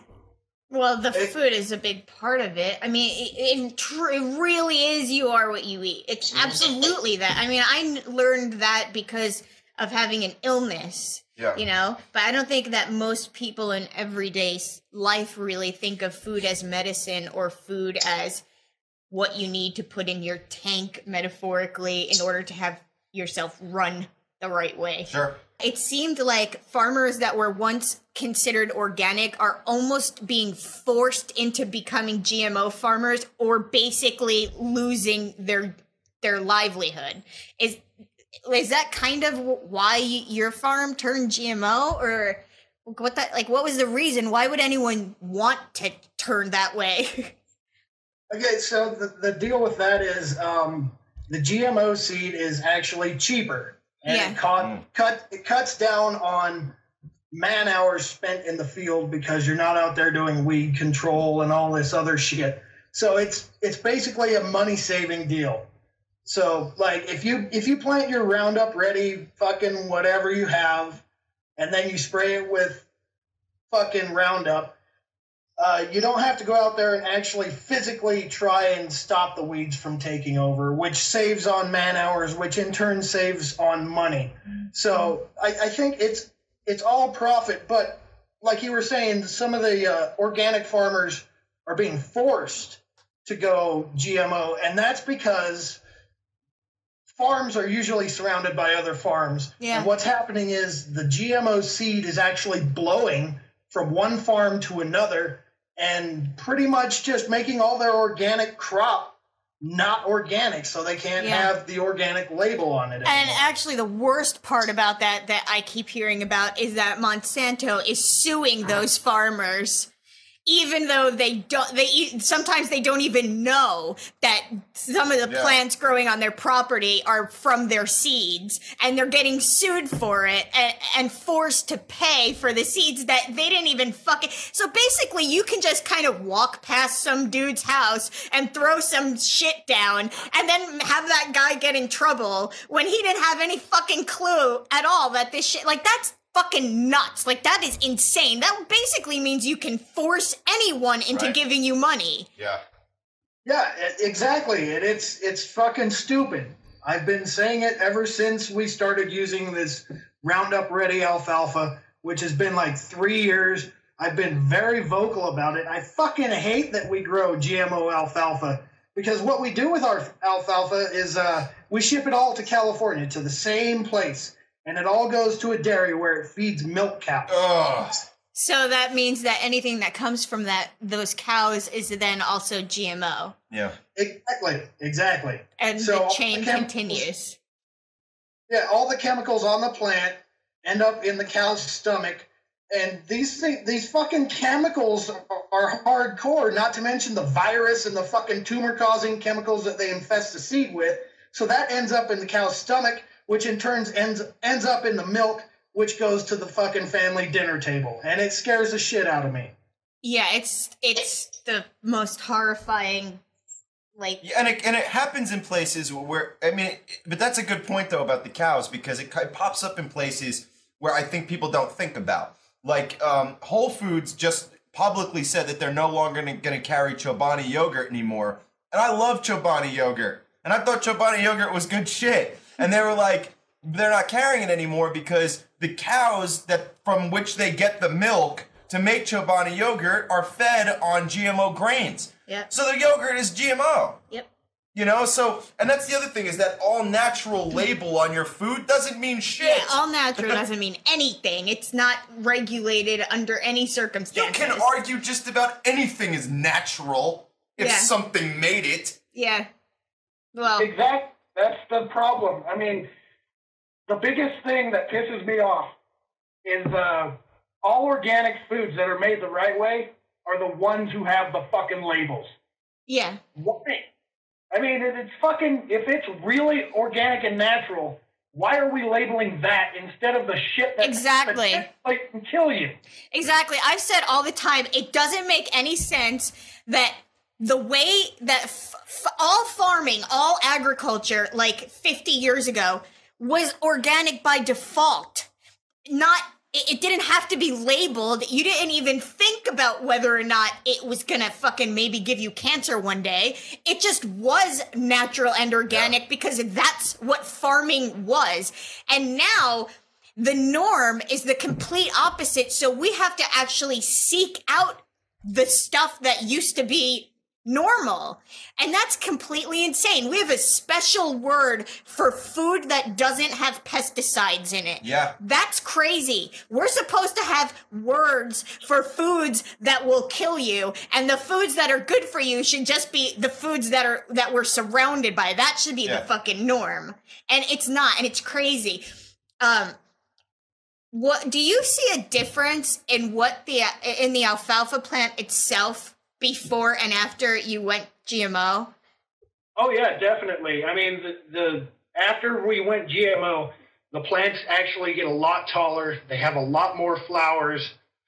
But I mean, what are we sacrificing for more product? Yeah, it's ridiculous, and that's not the only effect I've seen. I've seen changes in the wildlife that naturally live in the habitat, which is fucking disturbing. I've seen physical deformities, I've seen tumors, I've seen changes in attitudes, and it fucking scares the shit out of me. I'm assuming it's what, like prairie dogs, coyotes? No, actually it's mostly the North American pronghorn, which most people call the antelope in America. I've seen some really strange things happening with those animals that feed on farm. And just to give a couple examples, one of them, pronghorn's horns grow up, and they're all made of hair, so they are horns. But this one antelope we had on the farm, his horns actually grew down around his face, and he had trouble eating because they would get in the way of opening his jaw. God. Oh my God. And that's not the only change I've seen. The owner's son came out from California last season to go antelope hunting. And he ended up getting a pretty nice antelope body size-wise. But right under his eyes, on both of his cheeks, he had these nasty black tumors. So I've never seen that in all my life living out here. I've lived here my entire life, except for a couple of years. But I've never seen tumors like that on an antelope, and it scared the hell out of me, honestly. It should, dude, because you're surrounded by that shit. That's scary. I remember thinking, like, oh man, it really sucks that he works on a farm with shit that he's allergic to, and he has such shitty allergies. And now that I know that you're around this, I'm like, fuck his allergies. This shit's fucking insane compared to that. Well, you know, I've almost had to be hospitalized for my allergies, but that's a fucking non-issue at this point. I'm more concerned about what the hell we're growing. Yeah, I mean, when you say what are we sacrificing for the sake of more output, the truth is what we're sacrificing is any nutritional benefit from the plant, because we're basically raping most plants of their nutritional value. Like wheat that existed 50 and 60 years ago doesn't exist on the planet anymore. That is the most mind-blowing fact I have ever heard about agriculture. That actually scares me more than anything, is the fact that you can't get wheat that once was the staple of basically the North America and probably most of the world. It doesn't exist anymore. It's what you're eating now is like a crazy fucked up mutation. Is it too late to go back? Like, has the earth been so fucked up at this point that there is no going back? Like, it just seems to me like eventually we're going to be all technology, all GMOs, full-blown chemical. Gremlins 2 is starting to feel like a warning to me, you know? I honestly feel like it's too late in a lot of ways, because we're not talking about fenced off, covered up areas of, we're talking about giant acres of land with wind blowing and water going through. There's no way to stop that once it starts. Like, how do you stop that? How do you take that out of the ground? How do you take it out of the fucking air? How do you take it out of the insects that are pollinating everything? You can't possibly get all of that back. There's no way. And I'm pretty sure they're aware of that. It's going to get to the point where the only food that we have left is chemically engineered in some way. Yeah. It's interesting that you mentioned insects, Sarah, because I actually think that the GMO products and all the fucking chemicals have something to do with the decline of the honeybee in America. It's actually, I think it's been proven that the chemicals in Roundup are what's making the bees disappear. Which, I mean, obviously makes the most sense. Bees are feeding off of these plants, and they're eating basically what amounts to pesticide. And if anybody needs to understand how important bees are, Einstein said that if all the bees on Earth died, human beings have about 4 years left before we're gone too. Yeah, and Einstein's not the only one that said that. It's the fucking truth. If there's no bees, there's no humans. That's just the bottom line. That's not a debate. That's the actual truth. That's terrifying. I actually saw a fucking news article where researchers were trying to create mechanical bees to replace the bees that were dying. Yeah. And I'm like, really? That's the fucking answer you come up with? How about we get rid of what's killing the fucking bees before they're all gone? Are you insane? Like, people are talking about reviving the woolly mammoth. How about we just try and save the fucking bees instead? Like, something we actually really need to live. Like, we don't need Jurassic Park right now. We need the fucking bees. Yeah. Animals are becoming less afraid of humans and their equipment. I've actually, you know, in the haying season when I'm driving a tractor, I've been charged by North American pronghorns, who are some of the fastest animals in North America. And they're not afraid anymore. They will fucking run right at you and just, they're aggressive. The aggressive behavior, I think, there's something in the brain is changing with these animals. And anytime we change the way animals behave, that's probably not a good thing. Of course not. Can I ask you your opinion on something else? The instances of mental illness in this country have risen drastically, especially in the past 2 decades. And, I was talking earlier about cancer coming up and all these other illnesses coming up. And, mental and emotional illnesses seem to be on the rise as well. And not just in terms of, they want to sell medication, but people are clearly... we're fucked up. Like, it feels like we're all trapped in the same, hamster cage, and people are running tests on us. Do you think there's anything to that with the food? There definitely could be. There definitely could be. I mean, it's hard to say. I'm not coming out here and saying that GMOs are 100% to blame, because I don't know. Yeah. I mean, I'm waiting for someone to prove to me that genetically modified plants are safe. Yeah. And until then, I'm going to be fucking skeptical as shit about it. Because, like you said, there's a lot more mental illness. But there's a lot of things to do with that. I mean, there's fucking ADHD is not technically real. Yeah. In my mind. Yeah. I mean, I was a fucking hyperactive little bastard when I was a kid. We're just medicating... everything. To become what we want them to be, pretty much, I think, with that. I think the GMOs are definitely part of the mental issues, but I think it's a plethora of chemical. It's not just that. It's also all the added shit in our food. Like, for example, aspartame. Aspartame collects on your brain. Yeah.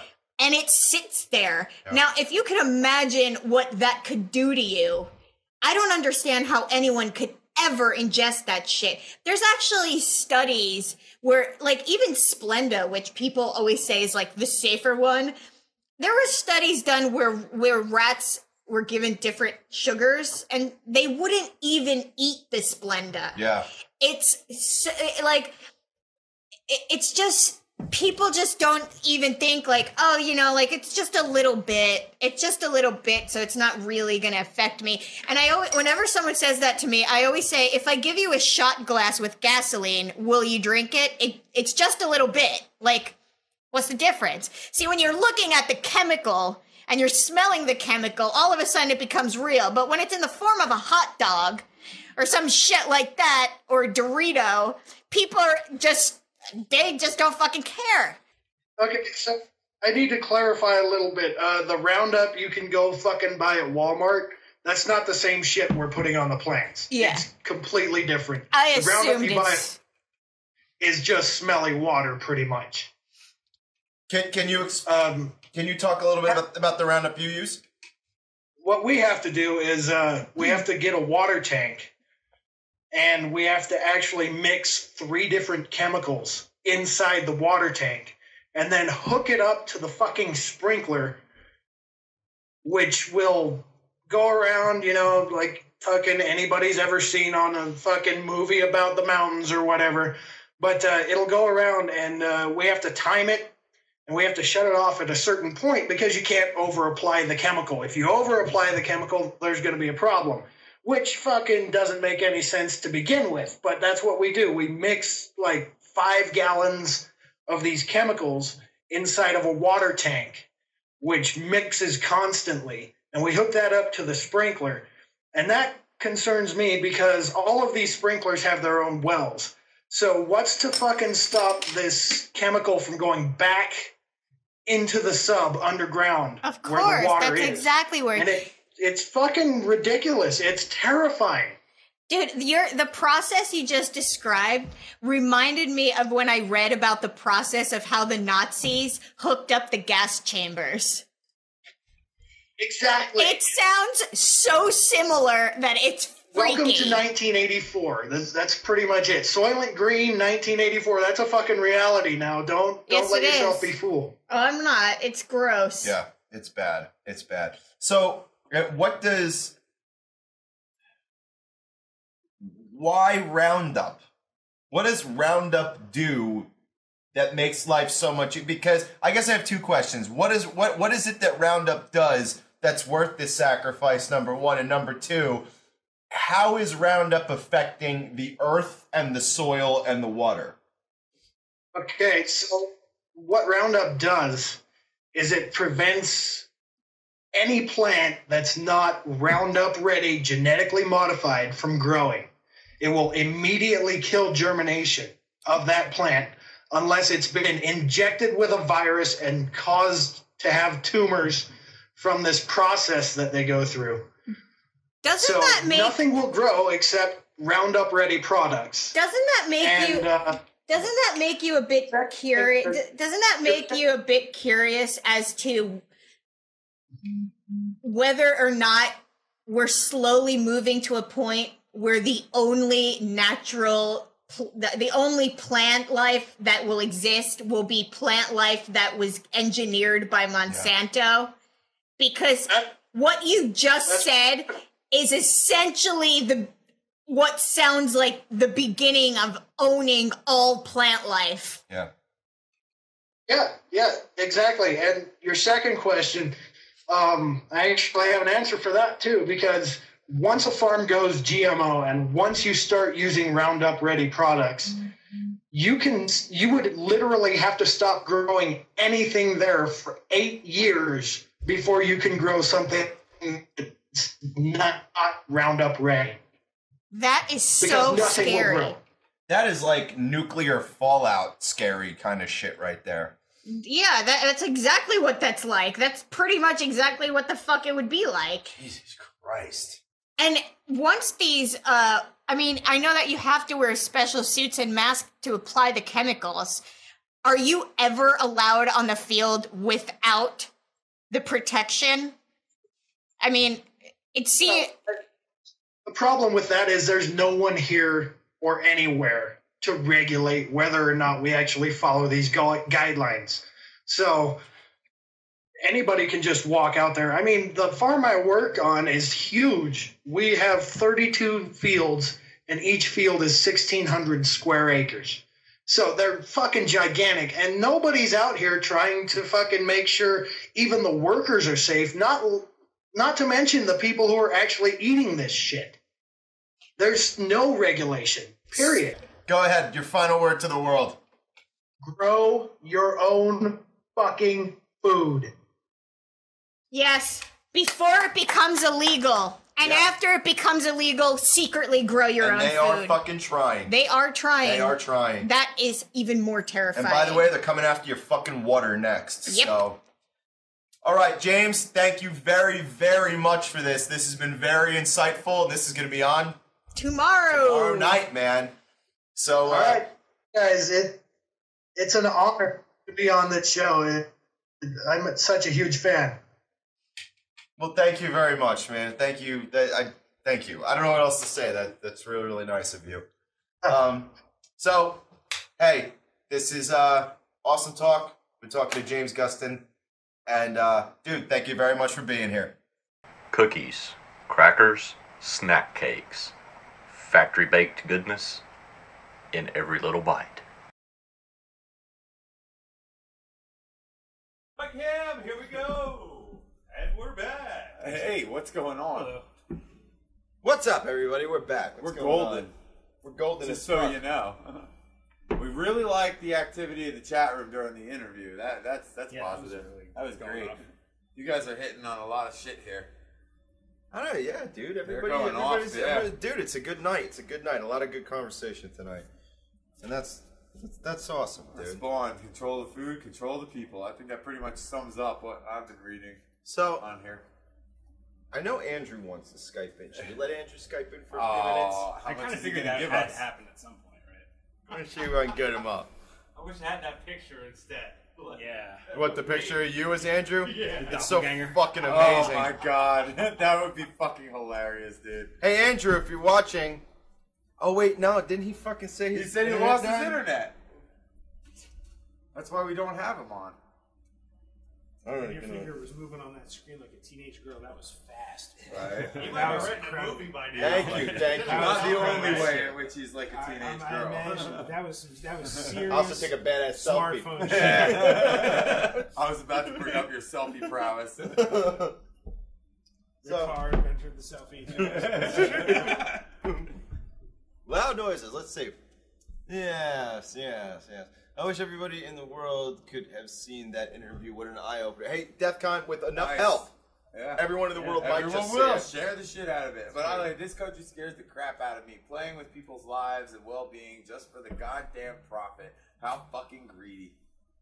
Yes, sir. Well said. Hang on a minute here. Hang on a minute. We got Mr. Andrew Sasher. Dude, stop calling me. Dude, what? You're calling the wrong fucking device. Put him on speaker, whatever. Dude, if the Skype would say he's on, which it doesn't, it won't let me fucking call him. He might not have the internet connection, so maybe that's why he's calling. No, he Skyped my phone, man. Which means his Skype is fucking working, but he's got his settings set to offline or something. Or he's got shitty fucking connection out there. He's going on fucking like 4G bars or whatever. And, you also might be and he's on got like one Disturb. fucking bar, and every time he gets connected, he gets disconnected. Poor old He is in fingers. Pennsylvania. That's God's country, sir. Absolutely. That's where I'm. No cell reception in Pennsylvania, Across the buddy. bridge to that. Spawn said that we should I put do, yeah. I mean, yeah. this No, but I interview love on I love the going. YouTube. What's that? Absolutely. Spawn wants us to post We go this there interview all the on the time. YouTube. I agree. Right? Well, that is what we do, but usually at It's the not end so of bad. the We got season. the Okay, all right. Let me reel it back in. I'd like to show everybody something. Andrew, we're gonna get to you whenever your schedules are on. We do have. I want to know. Pine Barrens are the oldest forest in the country. I want to know what everybody thinks of this. This is the new mascot for McDonald's. Very toothy. He's a toothy motherfucker. He is dude. rather toothy. I mean, it looks like what that fucking face from Nick Jr. You wouldn't know about that. I'm sorry. I mean, what the hell is up with this, dude? I think the clown scared people. Yeah. And that's gonna That's better. That's not scary. That's much better. I get It's totally one of hugged his that minions. Yeah. I hear the clowns are going to come back in a revolution. A clown revolution. They need some time, though. They must prepare. How many They clowns need are to we find talking? a new clown. That's what I'm saying. I think we nominate Struggles. Struggles should be the face of McDonald's. McStruggles. McStruggles. Oh, that is You good. can get the McStruggles meal for $1.99. It's just empty containers. But you have to pay for it in quarters and nickels. Yeah. What is the prize going to be? Like, A piece of lettuce you gotta sad. The No, prize it'll is be going a to be red a clown receipt nose. from your pocket. So that way you can have the child army. Just give them all red clown noses in there, and they'll think it's fun to wear. Oh! Every fucking McStruggles meal comes with a free parking ticket. It's the worst parking The most offense possible. annoying and inconvenient thing that could ever happen to you. Who A said, parking ticket. "Oh God, looks like it will bite your dick off." I know, right? It does. It's terrible. All right, now, folks, let's not put her penis in the box. Unless you're on a date. Don't put your dick in the box. I mean, they've stuck their dick in toasters and. Hey, look, if you're on a date, Wait, it's who's like this they we're talking about? Greg, yeah, I think Is you just this did why a you were in the disservice to hospital? our audience. Did we not cover this? You know on they an make episode they of make Wholesome Talk? they make We toasters did. that burn Darth Vader's face into the toast, so you can see Yeah. your dick in that. dick toast. Wait, Whoa, how did we get to dick Sith toast? dick. What happened? What about Andrew? What happened to him? The idea was Yeah. this: you're not supposed to put your dick in this Happy Meal full of teeth. Oh, that's true, yeah. And I We said, did you know, say unless that. you're going to the movies. What? Now, as this guy said earlier, you drink in the parking lot before concerts. Yeah. So by that logic, Whoa, he would whoa, pick whoa, up whoa, a Happy not by Meal that and go to logic. the Wait, movies. I don't understand that logic. at Because all. popcorn is like $9 a There's bucket, a the huge- same way beer is $9 a cup at a fucking concert. I So thought when you go were to the talking about movies- going to a movie theater, putting your dick I in know, the box. that's what I thought. I'm like, You wait, were What, talking just for fun? Just to give it a house? No, so some chick will stick her hand in it and play with your That titty. is what I'm talking about. When she goes for the chicken nuggets. yeah, that looks totally natural. Chicken nuggets. Everybody word up. fondles their fries in a box. It's Yeah. totally natural. No one will ever Let me say go to the It's movie called- theater with outside food and just place it here on my lap. It's called Like box this. fry fondling. Excuse Yeah. me, ma'am. That Struggles is going to beat up Ronald. There we go. Probably. Maybe. I think A Struggles. grudge match for the title. I think Struggles the Clown would beat up Ronald, and right at the very end, when he Get was gonna McDonald's people on the phone immediately. We're setting this up. Step 'em in. A fucking battle Hey. royale. 5 rounds. Defcon, I don't 5 think rounds. that those And if we match. can't get the clown, Struggles. any other Ronald McDonald in Yeah. the world. I'll tell you what. Struggles versus Ronald. I'll tell you what. If McDonald's is listening, you Yeah. send your fucking best, Send your best, bitch. and we'll put them against our best. Hamburger. Wait, you Right they under don't all have those to send shit. motherfuckers. Ronald's Grimace. out of a fucking job. Ronald is out of the fucking Struggles. job. Send Fuck that Grimace box. sucks. He's just ready to do a celebrity Yeah, death send match. your little box too. Watch the box is like 10 stories tall. I know. Yeah. With Awesome giant box. teeth. It's like the Stay Box Marshmallow Man. Instead of scary, he's overly friendly. Yeah. Hey, you Creepy want your shoulders friendly? rubbed, or? Yeah, right. Yeah. I know. I like shoulders. What's going on, guys? Hard Here could day's go for a work. McDouble. How about you? Hold on. Why I don't want you you meet me to. in the playground when mommy goes to bed? I want you. I want you to say that again in that Reapers. accent with him on the screen. What? Which you said, "Hey guys." Sound like a French fry. Hey guys, I sure could go for a McDouble right about now. How you do, fellas? You see, I just love McDonald's because not only is it delicious, but it's good for you. If you eat McDonald's, you will survive a nuclear holocaust. Because you're all chemical. Because you're all chemical, baby. That radiation will just pass right through. It's like a part of your body now. It's become your core. Andrew. Hello. Oh, Hey. there he is. There he is. Hey. What's up, Gimpy? How you doing? I feel. Can we just pretend that we're calling Abraham Lincoln, please? It does have the Abe beard going You on. are Abe. Yeah, you were abing it up. Fuck. Yeah, I was, I was fist fighting grizzly bears, chopping down cherry trees, And then he got waving the Lincoln. American flag, and I broke my hand. I highly doubt that that's true. I hope it is though. Well, the American flag's in denial about it, so you're not going to get a straight answer from that, but I totally butt raped him while fist fighting a bear. What the fuck happened to you, dude? Yeah, man. I fell straight the fuck down. And, How? How did that what happen? happened, dude? Well, it had been considered by someone in the group that you may have been reaching for a taco and fell over. That's not what I posed that. That was his question. Please tell me that's the truth. Yeah. It was nowhere near as epic or wonderful as anybody would hope for it to have been. No comets came flying from the sky. No herd of buffalo came running out from left field. I was taking shit out of my dryer, and I went to take a step back, and there was a sock on the hardwood floor that I stepped on, and I just fell straight fucking forward. Dude, stop putting your cum socks on the floor. You're gross. Yeah, right? You're grossing us all out.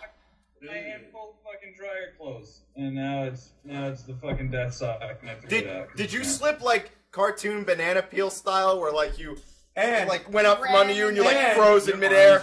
And if so, was there a sound guy who made the noise? Can you do a I did see birds when I hit the ground, but I don't remember any sound effects. Maybe. Was that me? No, it was us. Keep talking, Mandrew. Yeah. Oh, all right. He's like, holy shit, they never tell me that. I know, I'm so used to he's got everybody the wall. just being like, fuck, Mandrew. Shrimp fingers. Oh, don't worry, it's coming. Oh my god, did your shrimp fingers break? Like, did the tails break off? And they're gonna grow back? That's true. Yeah, those are now officially lobster fingers. No more shrimp fingers. No more shrimps. Just lobster boy. The shrimp fingers have been shelled. At the very least, crab fingers. Yeah. Clam fingers. Clam fingers. Clams can't do shit. Piss clam fingers. They didn't put like antibacterial ointment on them. They just put fucking put cocktail sauce on them.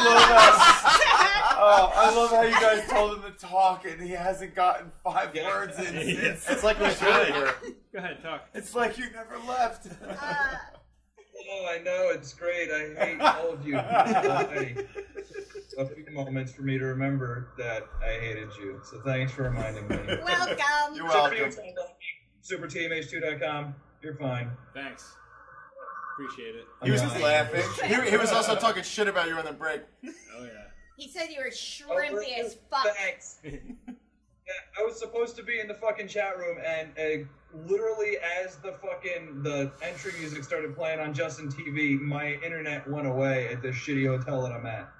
And I called up thinking that maybe it was just them being assholes to me in my specific room. No, the whole hotel now had 0 internet. That's just so you know, the hotel thing actually is funny because you've got this fucking busted hand and you're sitting on a generic pillow behind with a fucking generic painting behind you. You look like you're actually in a hospital bed or a Walmart. Like it's like we're interviewing him from his deathbed. I mean, he looks like he's in a fucking hospital. Him in Amish country. Yeah, it's just like I fell and I hit the death nerve in my hand. He's got bitches churning butter outside. Bar. So I went down and I had me a Guinness and a shot of Jameson that went on top of some awesome Percocets. All right. Oh. Clink to that shit, so you're stoned. So who the hell's that guy sitting in my seat? I can't make him out. His face is covered up by the microphone. That's Buffy. Buffy, this is Mandrew. Buffy, what's up, dude? Cheers, man. What's going on? Not much. Totally wish I was there instead of here. But I do have a sleep by number bed. Oh. What's your number? And pay-per-view porn, I'm sure. Oh yeah. I'm pouring it up over here. He's watching dicks play swords left and right. Yeah, what is your sleep number? Don't forget to bill it to your employer. 85? You're fucking nuts, dude. We're at a 45 and that's still kind of hard. That's what she said. Just said that. It's crazy. 85 is borderline insanity. It's like sleeping on a brick. I've never been not even a bed at that point. We have one. It's awesome. Oh, yeah? I'm fairly certain that these sleep by number beds were purchased by this particular hotel when Sleep by Number first came out in like the early 90s. Sleep by Number. Whatever. The sleep number. Hey, Mandrew. It's the sleep number bed, goddammit. Out of any of the topics talked about tonight, do you have anything you'd like to add? Well, I don't know what the fuck y'all talked about because He doesn't I don't have the fucking internet. internet. All right, I'll just give you the rundown. We talked to Jacopo. We talked about the 9/11 gift shop. We talked about the Marines. We can Facebook give it. Let's give him just suicide. 5 seconds. I mean, everyone, like gift shop, love it. Max just one after another. First thought that pops into his head. We'll play that game. Yeah. First thing he thinks popped into of. my head was the worst snow globe ever. Oh, wow. Oh, God. Yeah, instead of snowflakes, it has flaming bodies floating everywhere. Little thing. You shake it, and you just see little Lego people just falling out, and you put the batteries in, you hear. There's a weird correlation between 9/11 and Legos on this show. Yeah, That is true. Yeah. All right, next Well, topic. I think they had a Twin Towers Lego thing, which probably got discontinued pretty quick. Just like the rest. And now I'm assuming they'll have a Lego Freedom Tower. Yeah, or 2 of them. All right, give me another topic. That got boring. Go. Next Come on. We're looking at you, Richard. The other thing, we also talked about the Marine that committed suicide live on Facebook, and he took selfies the whole time of himself stabbing himself. Did you hear about that one? No. He just Marine, did. yeah, a Marine First killed thought that himself. comes to your mind. Well, hold on. The Marine killed himself, and he takes the pictures and puts them on Facebook. The parents, afterwards, after the fact, the parents asked them to take the pictures off Facebook, and Facebook wouldn't do it. And so, I mean, your initial thought is, well, that's fucked up. But then when you think about what they said afterwards, it's like, well, he wanted that to be, Right, so like that was fucked up his is it? opinion, that was his personal view, and that was his thing. Two main things for that. First one, who gives a fuck if he's a Marine or the president or some? Because he had like PTSD. He had PTSD. He was posting crazy. it online. That's just, I guess that's just where we're at as a society now. Yay. The second one I forgot. So yeah, just that one. Johnny Percocet. Dude, come on, we have to do this. It's supposed to be fucking fast. Yeah, man, you're supposed to fire that shit off. What are you doing? Next one. Next thing, we talked about McDonald's new logo. Go and go. Not Is logo. it a bleeding anus? No, it's like a Happy Meal with giant fucking teeth, and his eyebrows are the arches. He looks like one of the minions from Despicable Me, but in box form with a fucking golden arch over his eyes. One of the chatters said it looks like he'll bite your dick off. Well, the way I see it, McDonald's been giving me nightmares for the past 20-something years. They should start young. Keep them away from it. Agreed. You raised an interesting topic. And by that, I say this. Or wait, no, that's not it. That's not it. What is it, John Lacki? I say that to say this. I say that to say this. I used to have it turn the phone sideways. I can see all your stupid faces, and it covers Rick's face perfectly. They are stupid. Good for you. Well, I guess that's what's important. You, or am I still normal? Oh, fuck your day up. What the fuck were we talking about He's before all Abe showed slurring up? and shit. I love Next it. topic. What were we talking about before Abe showed Oh, yeah, up? what were we talking about right before he showed up? We were talking. Probably talking shit about me, John Lacki. Nope. Well, no, we were giving no. No, we did none GMOs of us earlier. know. All right, new topic. New topic. All right, Okay, please. here we go. You Yeah. guys ready? Let's not dwell on the past. Okay, so Yes. Alec Baldwin. To the future. Oh, man, that is clearly the past. Alec Baldwin. We had stipulations. Alec Everything Baldwin. about this is the past. I don't like where you're going. See, I like to This say is 2 pretty words awesome. and the jokes begin. It's not This two is- words. You said a name. Well, his name is 2 words. Alec Baldwin. Those aren't words. Eric Bowen.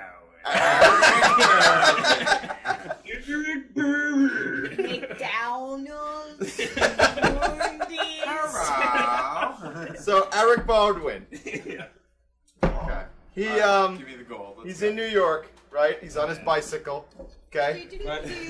Don't burn up fossil. You mean the Baldwin mobile? He ends up in handcuffs in the back of a police car, being arrested for riding his bike the wrong way on the road. Wait. Does that mean he's riding his bicycle incorrectly, or he's going the Yes. wrong way on a one-way On road? his- He's going the wrong way on a bicycle Well, way, he's heading into traffic, not with it. or Yeah. whatever. Yeah. He's not obeying the rules of the road in New York Now, City. the one thing that he said Which I was, kind of agree with. when cameras started going off, was, they have no idea who I am. They don't recognize me. They have no They idea who I just don't am. give a So fuck. here's a couple of things for me to spray out there. Okay. Number 1, on the one hand, what kind of country do you live in where riding a bicycle gets you in handcuffs in the back of a police car? And number two, who the fuck does he think he is to say they don't know who the fuck I am? Alright, it sounds from just the one quote. Converse. I'm going to make that some the urine. arrest wasn't because he was going the wrong way. It was because he was screaming about being Alec Baldwin and making such a goddamn fuss that this fucking dick had to be arrested. B-list. Don't you know? Exactly. I used to mean something to someone. I once was invited to an Oscar party. Name one quotable line from Alec Baldwin. People don't know that I'm Alec Baldwin. You don't know who I am. I got you. You think I have a God complex? I am God. Malice. That was something. There you go. I got one. What do you mean? Mine No, was I didn't see the movie. I remember the commercial from being a kid. That's what he said when he was getting arrested. Fuck all of you. Mine was the most recent. I am and God. probably the most relevant. I win my date. You can't arrest me. I am God. They obviously don't know who the fuck I am. What's that, Andrew? If there's anybody out there in a public place that's screaming out loud, I'm Alec Baldwin, I expect them to get arrested immediately. Yeah. Regardless of if it's actually Alec Baldwin or not. Because yeah, I don't particularly care. There's like a 60% chance it will be, it sounds like. yeah, higher. I'm fairly certain I may have been Alec Baldwin at one point. Yeah. It might have just been a bad trip. I don't fucking know. I don't think that's true either. You might be Alec Baldwin later. You don't know what's fucking happening. Yeah, maybe that's your future. Alec Baldwin. We all or get it to for a week. actually be Alec Baldwin. I fucking hate how celebrities feel they're above the law. They're doing nothing to enhance society except making shitty movies to distract us from real issues. I fucking hate Hollywood. I we're looking at you, Christian Bale. I like Ruler Christian of Bale. I like everything. Christian Bale. American Psycho's the Fuck shit. you, Christian Bale. Yeah. Dicks. I don't know, man. Haters gonna hate. Yep. Haters are going hate, aren't they, That man? is true. Word. And she's hating They hard. will I hate. hate pretty hard. Yeah. Dude, I'm sorry, but he ruined John Connor so much that they're know, you always talk about actually this. making I've never- Terminators and pretending that the one he was in never happened. Is it his fault? They're just pretending that it never existed. I don't That's think how it's shitty his it fault. is. It's not his fault. It should be. Yeah, He exactly. didn't write the fucking No, movie. He's awesome in some movies. Listen. American Psycho's he awesome. fucked up Equilibrium's John awesome. Connor. Newsies That is was all awesome. him. Newsies is awesome. Newsies was the OG. OG something, I don't know. Don't sit here and tell me yeah. that he was just a fucking. He victim was of in Newsies. circumstance. Was he a good or bad Batman? movie. Good or bad He Batman? yeah. himself into Good it. Batman. He Good fought Batman. for that Yeah. role. He fucking fought for that role. He What was role? like, God damn To be it, John Connor. I want to fucking fuck this up for everyone ever. Oh. He is a douchebag. Is he a good Batman? Fuck. No, he is the. Is he a good Batman? Come on. So far, you got 4 I people. hate Christian Bale. I can't help I it. know. I know. You I have, know. you have can let talk the dark side in your cloud your annoying, judgment. monotone fucking voice all you want. That doesn't mean you're Batman. It doesn't. It doesn't. No, make but you it's the fucking Batman. it just so happens to be the perfect characteristics to play These Batman. are all the same people that want to talk about how Heath Ledger was the best Joker. Fuck all of you. He was the best Mark Joker. Hamill is and will remain the best Oh, Joker bullshit. forever. Here's the thing, Mark Hamill will Nicholson always was be good the on voice screen. of the Joker. As the Joker, he was really fucking good. Nicholson was fucking fantastic, and so was Heath Ledger. was okay. It's the Joker. Heath I haven't Ledger met a was bad one excellent. yet. Heath Except for Ledger- the one who came here. Heath Ledger. He was awesome. He was awesome. He was awesome. He was like, it's This guy was weird the shit. shit, That's man. dude. This dude came to the show dressed as the fucking Joker. Did not break and doesn't character. break character when he's dressed up, dude. It was like being here with him. It was great. insane. That dude. was He the other had a episode long that gun and everything. Like, Yeah, he dude. looked like That's right, Jack Mandrew. Nicholson Joker You and weren't talked here. like Mark Hamill. Yeah, I agree. Terminator was raped, exactly. And DEFCON, worst Batman ever. I don't know. I've never watched Great it. job. Has anybody seen the Terminator with Oh, I believe What? John and I went together to What? see this. Like To see- opening night to see What? this. Dude, we were so excited for like a year. Like we would like For send Salvation?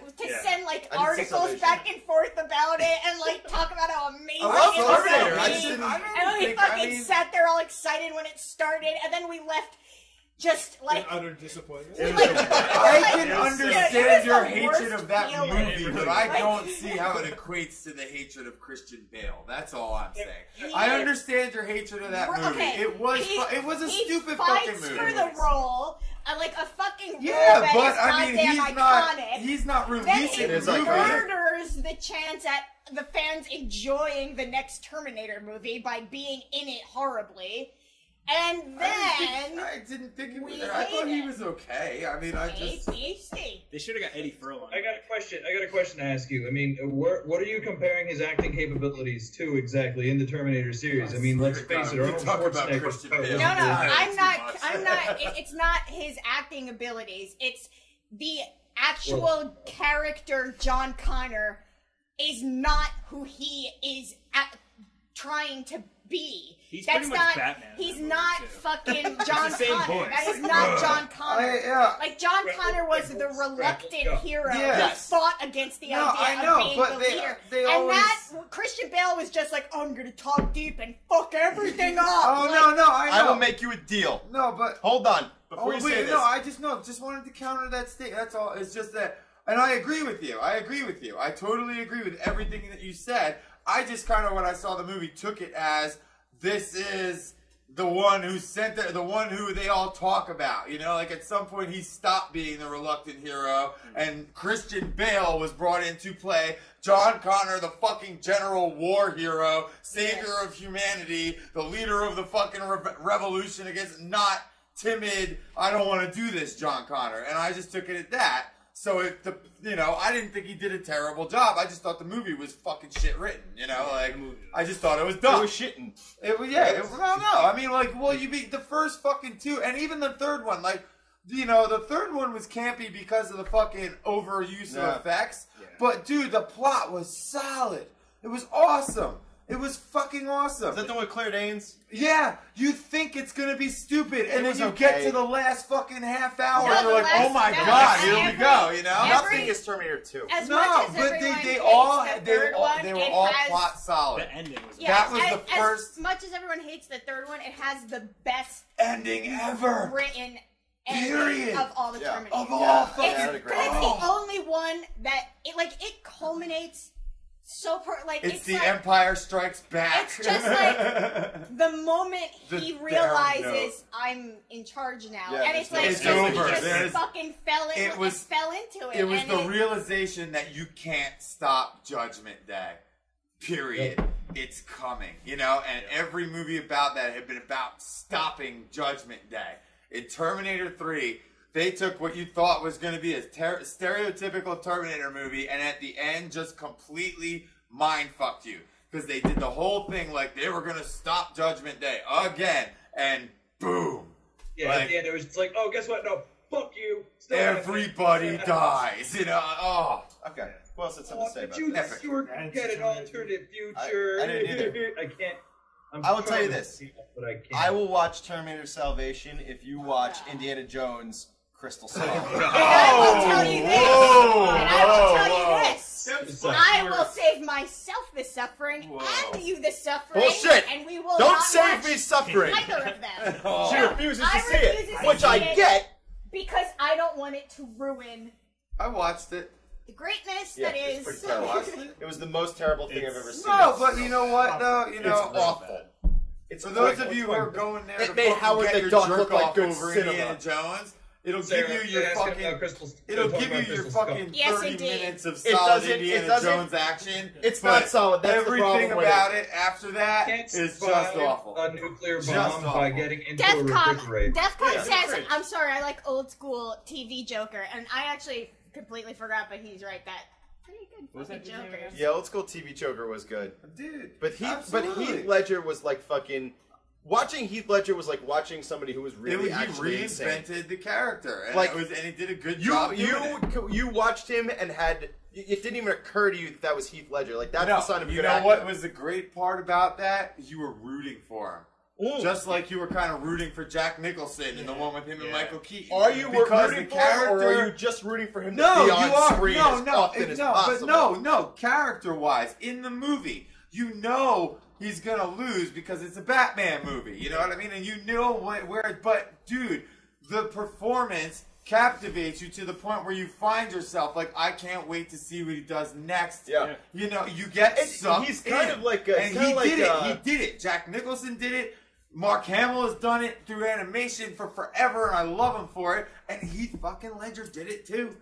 He kind of you love to watch that Joker. Well, the other thing It's about that great. Joker, Heath Ledger's Joker, is that you can't disagree with anything. His philosophy is solid.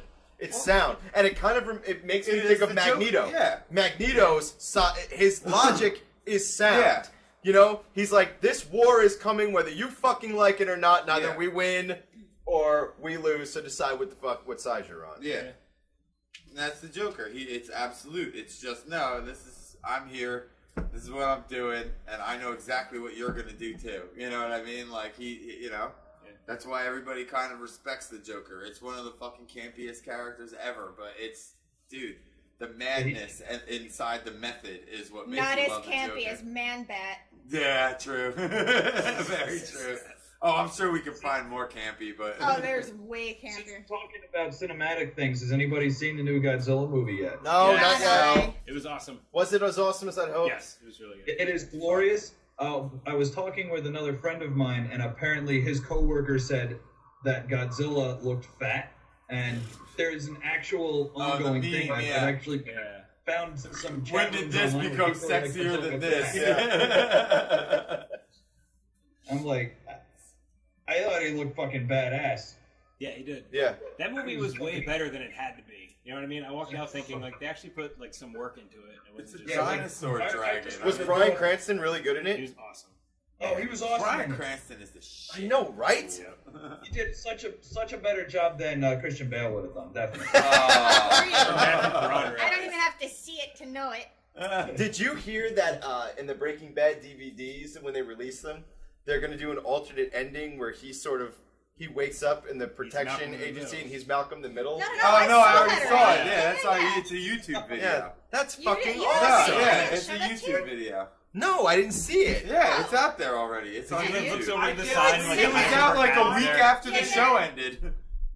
I just recently finally finished everything. Breaking Bad? Breaking Bad. You can't stop, dude. Greatest Oh my God, show the last ever. 3 Except for episodes. Sherlock. No, that Flipped the Sherlock script and and, Misfits. like, what? I don't know Misfits. Three best fuck. Oh, you will get. Where do we Misfits. wait? I will get into it. Where do we You will love stand it. with Ben It's a Affleck BBC being show. Batman? Hold on, question from the chat. Say it again. Where do we stand with Ben Affleck as Batman? I'm down. I'm down.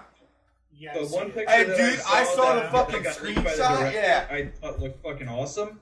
I think he, because like if you follow the comics, there's so many different looks that different artists gave Batman. It looks like they're going with like the burlier Batman with the shorter ears and everything. And Yeah. I think the picture And the is gray fucking suit and the big emblem. It's a fucking bat. It looks It's a awesome. comic book Batman. Hell yeah. I just hope he doesn't do the same Christian Bale thing where he gargles like 2 pounds of gravel. No, I don't think he's gonna. I don't think that's, you know. Hold hey, on, look. Ben Affleck is a big deal. No, We're gonna Affleck do is 2 minute a ham. rounds. Affleck 2 is a minute ham, rounds. dude. Okay, all right. Fine. And go. Your 2 minutes. You go Oh, first. no, you go first. No, you had already All started. right. I don't want to interrupt Fine, you. here we go. I don't think Affleck is a ham. I love reading about him through Kevin Smith articles and shit like that. And he always talks about him as being a ham, and you know he's a fucking over actor and this and that. But he always says, like, you know, dude, the guy really does like to act, and he really does try, though. And I think that's a much more humble approach than Christian Bale ever took toward anything. And I think that that'll actually show through. I think Ben Affleck will try and be a bit more sincere, and I think whoever has directed this is, you know, I mean, we have enough information on the Batman franchise at this point, you know what I mean? I don't think they would give it to fucking Affleck unless they thought they could make it work at this point, you know what I mean? And plus, it's not a Batman movie, it's a Superman movie, so they definitely don't want to fuck that up. You know what I mean? Like, They fucked that up already I'm so just many saying, times. like, I'm down, dude. Ben Affleck, I think he's a pretty good actor, and I love that fucking movie Argo he directed, so that was pretty, I mean, go for it, dude. Take it on. And dude, Daredevil only sucked because it was another one that was just poorly fucking done all over. Daredevil's a good character. Yeah, Daredevil's a great character, character. That was one of my first favorite comics, was the Daredevil comics, man. Are you So done? that's that, yeah. I'm down. Who wants to go Throw next? Affleck. Who's got something to say about Affleck being I Batman? got. Hold on. Okay. Go. 2 minutes. So Ben Affleck, I think he was an awesome actor, and then at some point in time, something went awry. Maybe around the Bennifer stage when he was going through those movies with Jennifer Lopez and everything, kind of fell out. And I stopped really giving a shit about anything he did. And then when The Town came out, that's Ben Affleck. He directed that shit too. Yeah, directed it. He acted it. He fucking did a great job.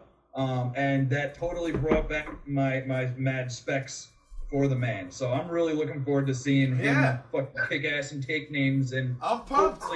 I'm hoping to God that he has a few awesome one-liners that, with Batman just making Superman look like a little bitch, even though Superman could probably just rip him. And dude, remember he played that guy in fucking Dazed and Confused, man. We know Affleck can shit talk. Oh yeah. Absolutely. So that's really it for me. I'm looking forward to it. Just like you guys said, the past couple of Superman movies were lacking to say the least. So I'm really hoping that this Batman vs Superman thing comes out and is as awesome as it looks. Yeah. I mean, all my judgment comes off of the two pictures that the director leaked out, the one with Affleck and the one with you get to see the fat ass of the new Batmobile, which looks fucking like a crossover between Christian Bale's Batmobile and Michael Keaton's Batmobile. So I'm looking forward to seeing that. Yeah. Yeah, I'm pumped about it. You done?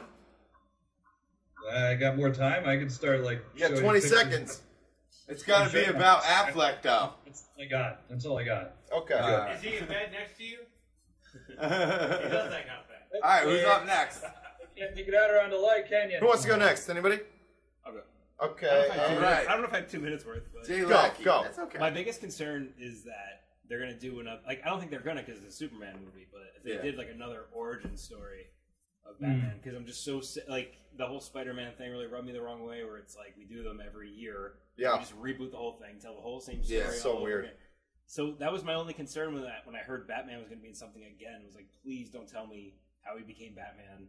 Like all the million things. I don't think so. The million things that led to those circumstances. His parents got murdered? Yeah, right. Spoiler alert, guys. Now this time, Batman actually murders his own parents. So there's like an extra layer of fucked upness. He murders his own parents, and then he grabs the Joker next to the murdered parents and rapes them. Yeah. That's good. It's a gritty reboot, you know. It's really Let's take it there. It's a group. It's 15 minutes long. I mean, it's just bang, bang, and then wham, bam. You know, it's not too much to it. So do we know what is this? Fuck you, Mom and Dad! Is this story based on a comic, or is it just something they're making? Yeah, it is based on a comic. Yeah, there have been a couple Batman, Superman crossovers. Absolutely, yeah. Years. And then the whole Justice But League is it and like everything the versus like that. aspect? Yeah, I of mean, it? the Justice League. Well, no, is because all even of in them the together, Justice so. League, Batman is always the only one with no powers. He's Yeah, the but he guy who's also just fucking but started that's that what I'm shit, saying, so fuck exactly. him. Oh, yeah. So that's the thing. It's always naturally been Batman the alpha human versus Superman the alpha alien. You know what I mean? It's like there's a natural fucking competition between the two, and it always has been. You know what I mean? Like, so they exploit it in every franchise that they do with the two characters. Yeah. They always exploit the competitive nature of Batman and Superman. The fact that Batman gets it done with his wits and his fucking his gear and shit, and also Superman gets it done with like raw power. You know what I mean? Yeah, Batman's always got his money and his dead parents. Yeah, so he's like a good Lex but he Luthor. also has kryptonite that he stashes just in case Exactly. Superman loses his shit. Smarts. Real goddamn smart. I did say smarts. Exactly. So that's your 2 minutes, John Lacki. Thanks for no problem. Thanks, John. I posed the question in my 2 minutes. And you get what you deserve. That's right. So, for me, look, I like Ben Affleck, man. I think Ben Affleck is good. Yeah, I mean, I mostly know him for funnier roles, but when he wants to get serious, he can. Even if you look at the end of Dogma, when he gets really pissed off, he's kind of frightening in that role, fantastic. you know? And Daredevil is a good character, and it probably would have been a better movie. It came out during that. I thought he did it well. He did the character well. There was you this read the weird, comics, he did the character like, well. Marvel pop movie Well, thing that was, started you gotta remember happening the around time that frame, time. too. Yeah, it was the same way they fucked up Queen of the Damned. Like, Queen of the Damned could have been amazing, and I like it because I like that, but, like, it's not a good movie. No, you know, yeah, it's horrible. I'll watch it because I like it, but I know the difference. Like, I like some things that suck. Like, and that movie sucks, but I like it. It could have been awesome. I think I don't know. I think he needs a little bit more time as a director. He showed he could do some serious shit. Like The Town is some Martin Scorsese kind of shit. It was great. Like, it was a great movie. Really, really Dude, did you watch Argo? I have not watched Argo, Dude, but you I have to Argo's watch really it. Dude, that is like epic, like really, really like pick any fucking like, you know, high drama thriller like war based movie you ever saw. He matched it. It was good. It was really good. He's shown that he can do some shit. He's multifaceted. And yeah, that's why I'm saying I'm rolling with him. He was a joke for a long time. If you can produce and direct something that's really, really serious, then you show you have a serious sensibility to do something. And it's funny because Batman is serious, yet at the same time we're talking about a grown man who pretends to be a bat. Yeah. Which sounds so not serious, but if it's approached correctly... that sounds dead serious to me.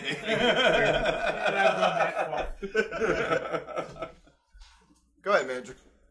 I was just gonna say, Batman, he might be serious in his own mind, but outwardly he just looks like a giant crazy person. Hey, a crazy person who gets shit done. Serious fucking shit done, man. Yeah. What do you want, dude? He's in the new David Fincher movie coming out like in November, I think.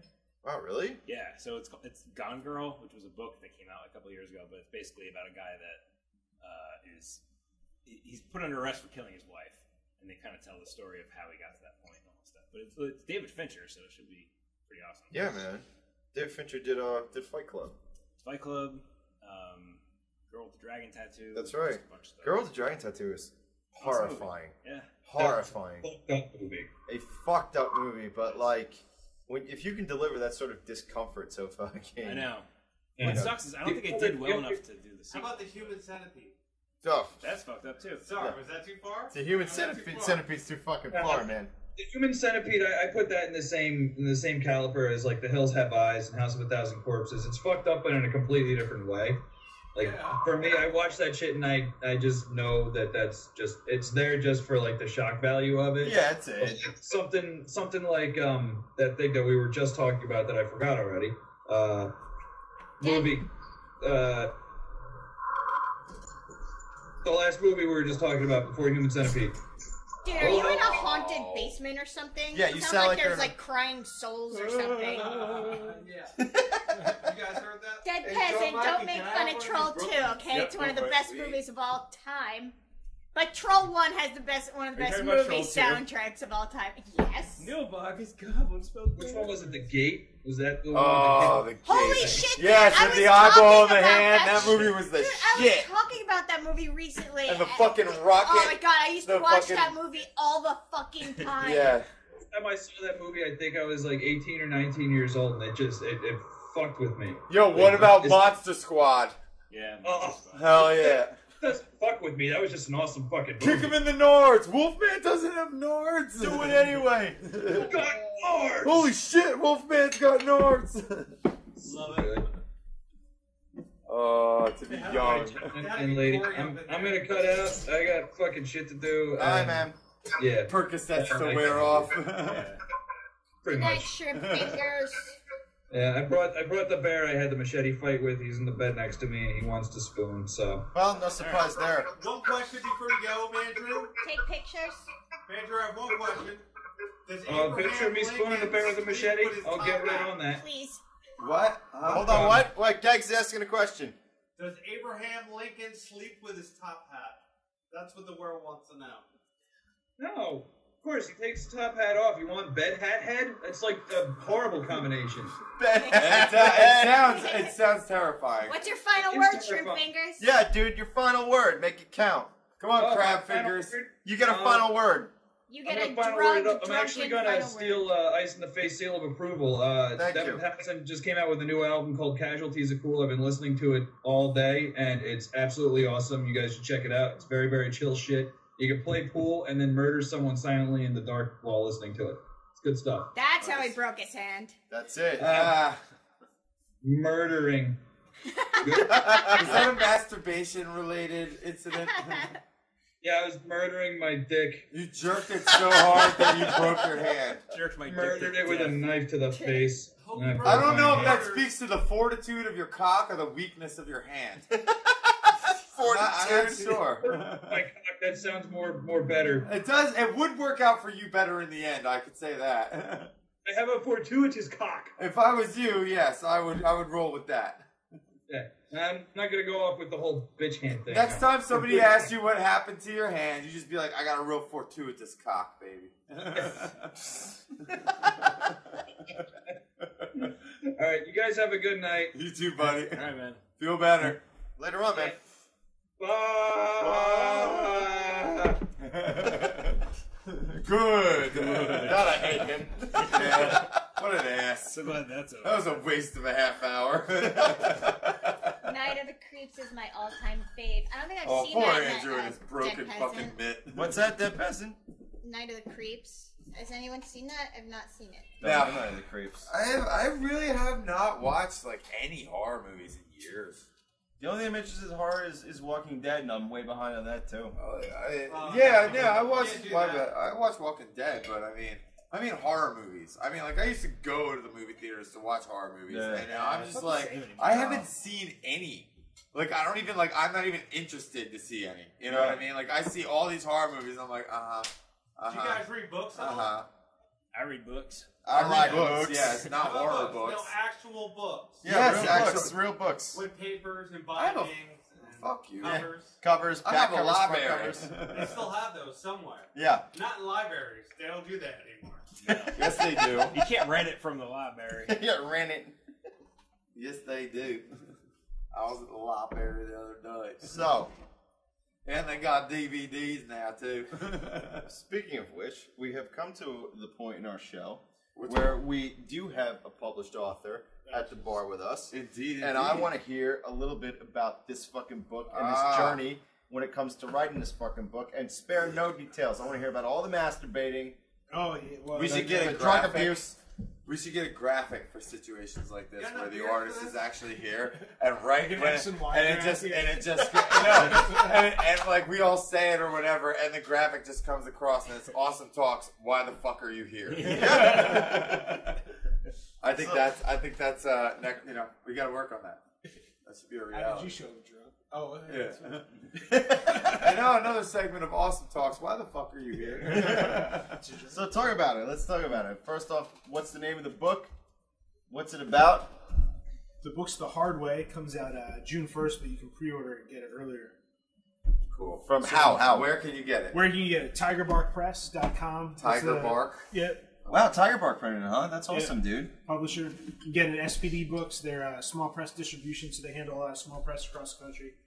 They distribute books, but go to your local bookstore. Tell them the title, the author's name, William Hastings, and they can order it. They'll have it within 3-4 days. Nice. So easily accessible. It's not an ebook because it's not a fucking book, and it's not available on Amazon because they hire Nazis to guard. Yeah, you hate Amazon, dude. Fucking hate Talk about it. Talk about that a little bit.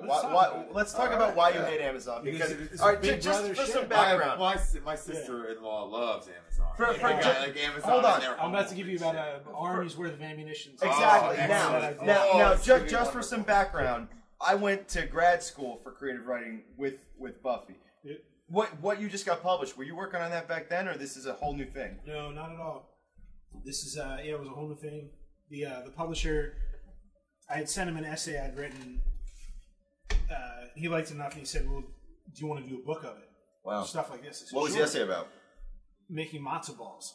Nice. So my mom's family, they're Jewish, and matzo ball soup, man. That's poor man's food. Yeah. It's leftover stuff, rendering schmaltz, turning it into matzo balls. Do you have a food background at all, anywhere, or just culture? Or? No, not really. But you know how, you got to have jobs at some point, no matter how broke you are. And so I found myself working in the kitchen at some point when I was much older. It was like 26. I've done the kitchen runs. Yeah, absolutely. Worked as a waiter, worked as a prep cook, but a lot of what the book deals with was just being and still dead broke. Yeah. And needing to feed myself. So you learn how to cook, And when you look at cuisine and particularly what's happened like in cooking, you had the great like high cuisine of the French era, you know, and that got turned on its head. And what came in was people were taking peasant dishes that they'd grown up with and just selling them in restaurants, you know. And the great cuisine is peasant food. So when I was dead broke and working as a lift operator or other things, you know, and trying to figure out how to cook just so I could survive, you know, you begin realizing that like the best food is built off poverty. Exactly. Yeah. You know, but now what we're being sold in restaurants and other places is that same food, but it costs twice as much. That guy Anthony Bourdain says Absolutely. the same shit. Like he travels to a lot of places and he eats a lot of fancy food, and then he goes to some roadside restaurant and they did it the best. Get the And he's best just like, shit, this right? is what it's all about, dude. People who learn recipes because that's what they had to do. That's all they had to work with. And they made this fucking unbelievable thing, and it tastes so goddamn good. And they made it out of nothing because that's all they had. You know what I mean? Like that's the best food on the planet. Absolutely. You know? Like Ingenuity. So that's what the book's about. A lot of my travels after I left college, I bounced around a lot. Worked as a lift operator in Colorado. Was a lumberjack in the Caribbean. Oh, that. wow. There's some great fucking stories there. It was too, a wild time in what I'm doing now. But so it's part food writing, part travel writing, part philosophy. That's cool. So I want you to go ahead and that. load your gun and unload at Amazon. Amazon? All the problems with Amazon to give everybody here some fuel.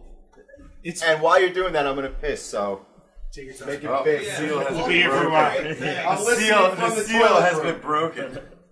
I mean, you should start with, and all this information is readily available, you know, which is more amazing that people don't look this shit up, right?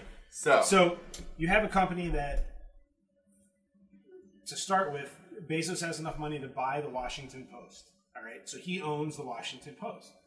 Now, the Washington Post, prior to Bezos buying them, they have vested interest in and owned online universities. So they're receiving federal student loan dollars, right? Because they have online universities for funding. And yet, so now you're expecting the newspaper, which is supposed to be the fourth branch, you know, to keep checks on the government. They have a vested interest in getting government money, right? So they're not going to report certain issues about education. This is obvious. Obvious. Now you have a guy who owns a massive corporation. He buys the newspaper. At the same time he buys the newspaper, Bezos wins a contract from the CIA to use Amazon's cloud software to host the CIA's information storage. So when everyone got up in arms when Edward Snowden broke his story, and Amazon was not mentioned as one of the big companies, why is that? Well, that's right, because they'd already won the contract from the CIA, and they were already spying on you with Amazon's tacit permission. So you log on to Amazon and you buy a book, right? And you get a logarithm that kicks out recommendations based on what you buy. A logarithm, unlike going into a bookstore and talking to the person behind the counter, is easily manipulated. So we know just in the last week it broke that Hachette Books, one of the largest publishers out of New York, has been fighting a war with Amazon on the sides and kept very quiet because because Hachette refused to bite on their pricing schemes. Amazon's been dumping Hachette's books from, you know, their server. So you log on to buy a Hachette book and it says it might be available in 3 weeks. Now that book is readily available now. Right. You know? But they're trying to twist Hachette's arm, you know? In the meantime, while you can't get the book you want, they twist the logarithm around to pump out recommendations of books that they have in stock from publishers who bid on their pricing schemes. Wow. So you have this is a major corporation. Oh, you made like the other people searching this title you know, manipulating what it is that you shouldn't think. And meanwhile, they own the Washington Post. They are in bed with the CIA, you know. And so now the Washington Post is not going to report about certain things. And why is that? Well, because Amazon owns them. They have an interest to not report why it is that companies spy on you. They have an interest. They now have an official interest in secrecy. And this is just one thing. I mean, you look at 2 years ago, Amazon was busted in Germany. They have warehouses there, right, where they distribute their goods across Europe. They had hired neo-Nazis to guard the warehouse and keep the workers that were working there in check to make sure that they were following performance, compliance measures. And that's just there. You look at, it was up in Allentown and Scranton, they have warehouses where they ship out books for the East Coast. Right. the conditions in the warehouses were so bad that people were passing out just from the heat. This was This is right here, right across the river. Right here, right across the river. Wow. So people are passing out in Amazon's warehouse from the heat because they have to fill the orders so quickly. And instead of Amazon fixing the issue, like providing air conditioning or fans, right, they kept ambulances on call 24 hours a day in the parking lot to haul the bodies out of the warehouse and get them to the ER. I mean, this is fucking incredible. Christ. You know, this is local. This is not far from It's right here. across the river, man. This is less than an hour away, you know? And the breaks that they would only get like a certain amount of time for a break. Absolutely. Well, because you're docked. You know, you work in the Amazon warehouse. You have a computer that you have to scan as you walk through your stations. Right. If you take a break, that time is taken off because how do you get cheap goods? You got to have cheap labor. How do you have fast, free shipping? Well, it's got to hit a time schedule. And if you're taking a shit, or you got to take a piss, or maybe you got to eat lunch. Yeah, maybe I need water because I'm walking so much. I got to stay hydrated. Well, good thing they come out with soy linked. Yeah. Now you don't have to eat. I worked at a fucking auto parts. I worked at an auto parts manufacturer in fucking in Howell, but right near the Blue Claws Stadium, and that was how it was there. You know, I mean, like you had like 15 minutes for lunch. You had like 3 15-minute breaks or whatever.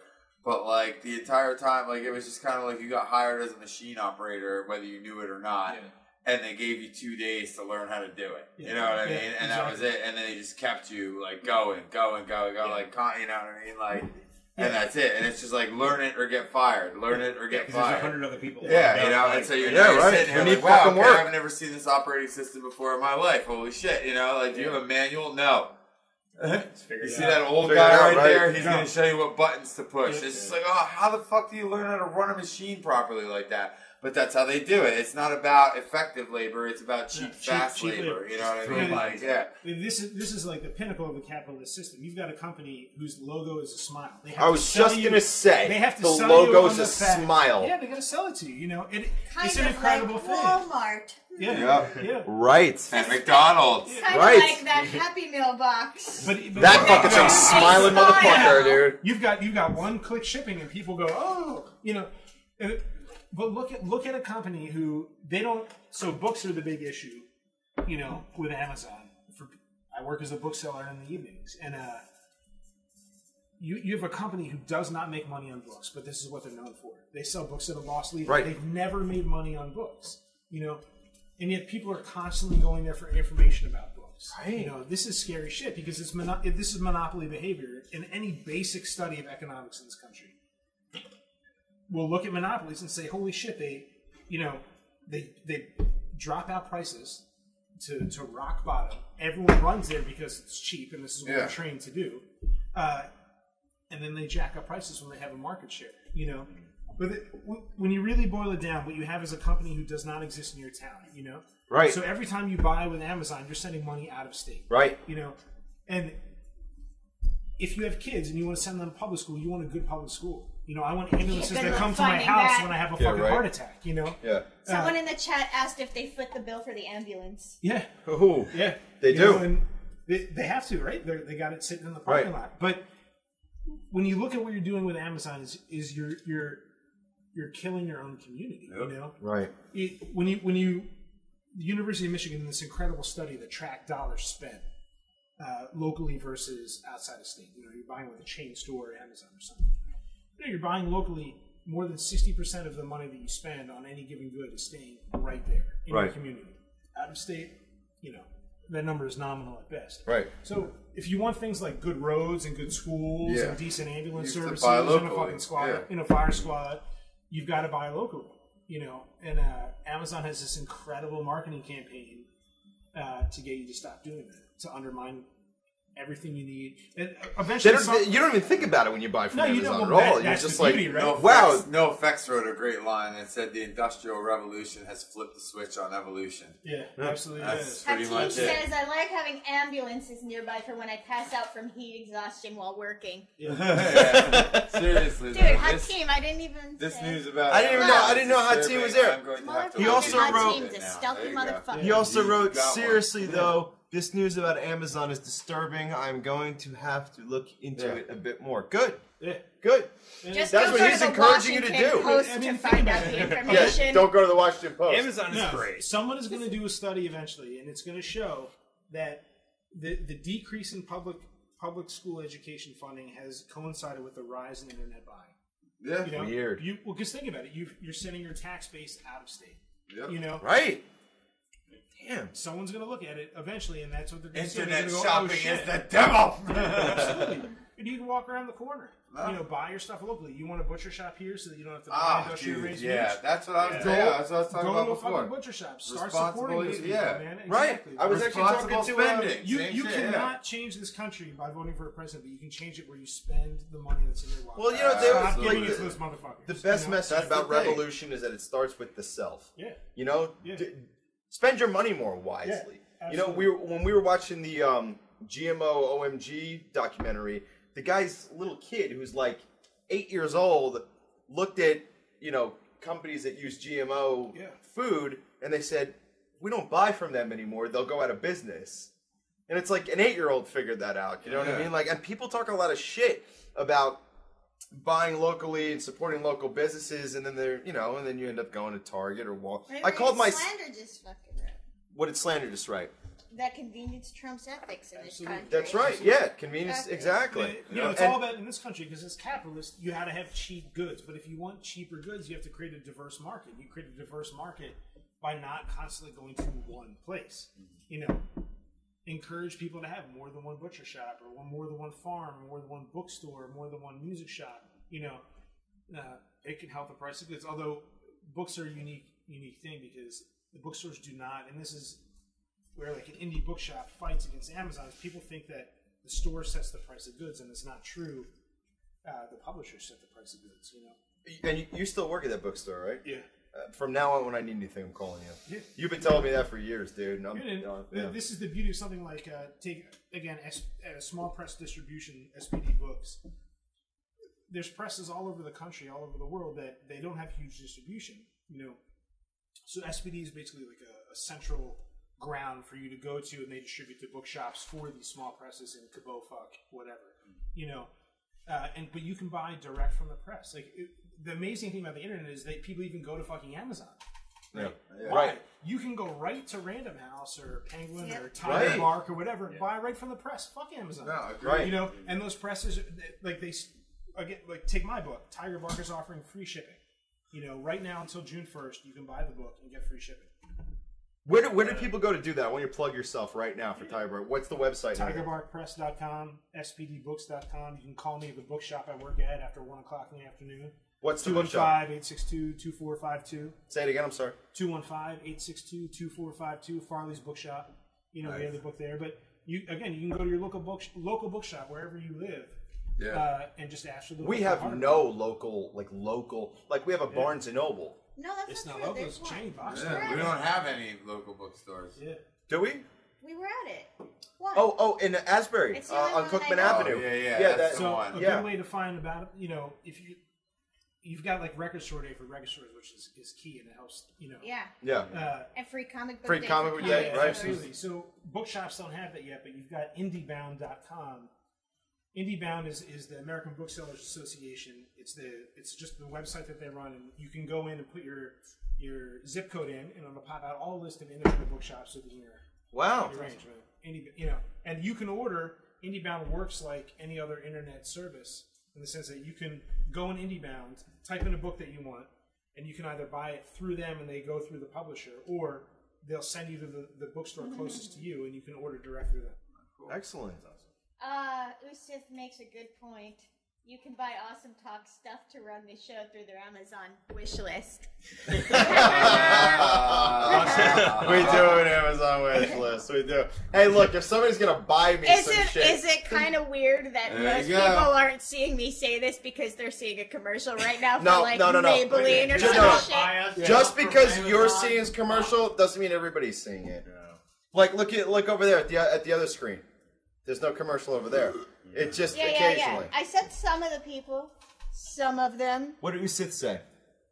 I'd rather buy from stores if they have what I need because I don't I'm sorry, I Well, can't. I don't wait. wanna wait. Figure the money I would spend on shipping would make up the difference. Yeah, I was talking to a buddy of mine locally who owns a local hardware store, and recently they're going away the dinosaur too now. Yeah, well, people creeping in. Yep. They have all the opened best less than 2 years They ago. have like such They random have stuff. amazing I love hardware stuff. stores. Amazing stuff. Dude, when I'm going and looking for a drill bit that you can't fucking find anywhere, local, go, local. dude. There's this place in fucking Brick down in off Maniloking Road called Ed's Hardware, which is right outside of I can't remember the name of it, but it's right in the beach community there. That fucking place is awesome. Loved it. Like, I ran out of shit and I could go right there. They have fucking everything. Absolutely everything.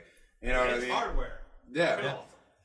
Like, Hell he yeah. had everything I needed. I, like, walked in. I'm like, I just need a bit for this drill. Oh, wait, you got this too? Oh, shit, I'm buying that. Like, I wound up walking out with, like, 5 different items, you know? Like, You got Margaritavilles here, motherfucker. yeah, right? No, but yeah, it's just, you know, it's nice to know because they know what kind of work is done in the area. Well, They know the type of people who come in. Like, you know, if they don't have it, they have it in stock. You know what I mean? I was like, telling if they don't have it on the floor.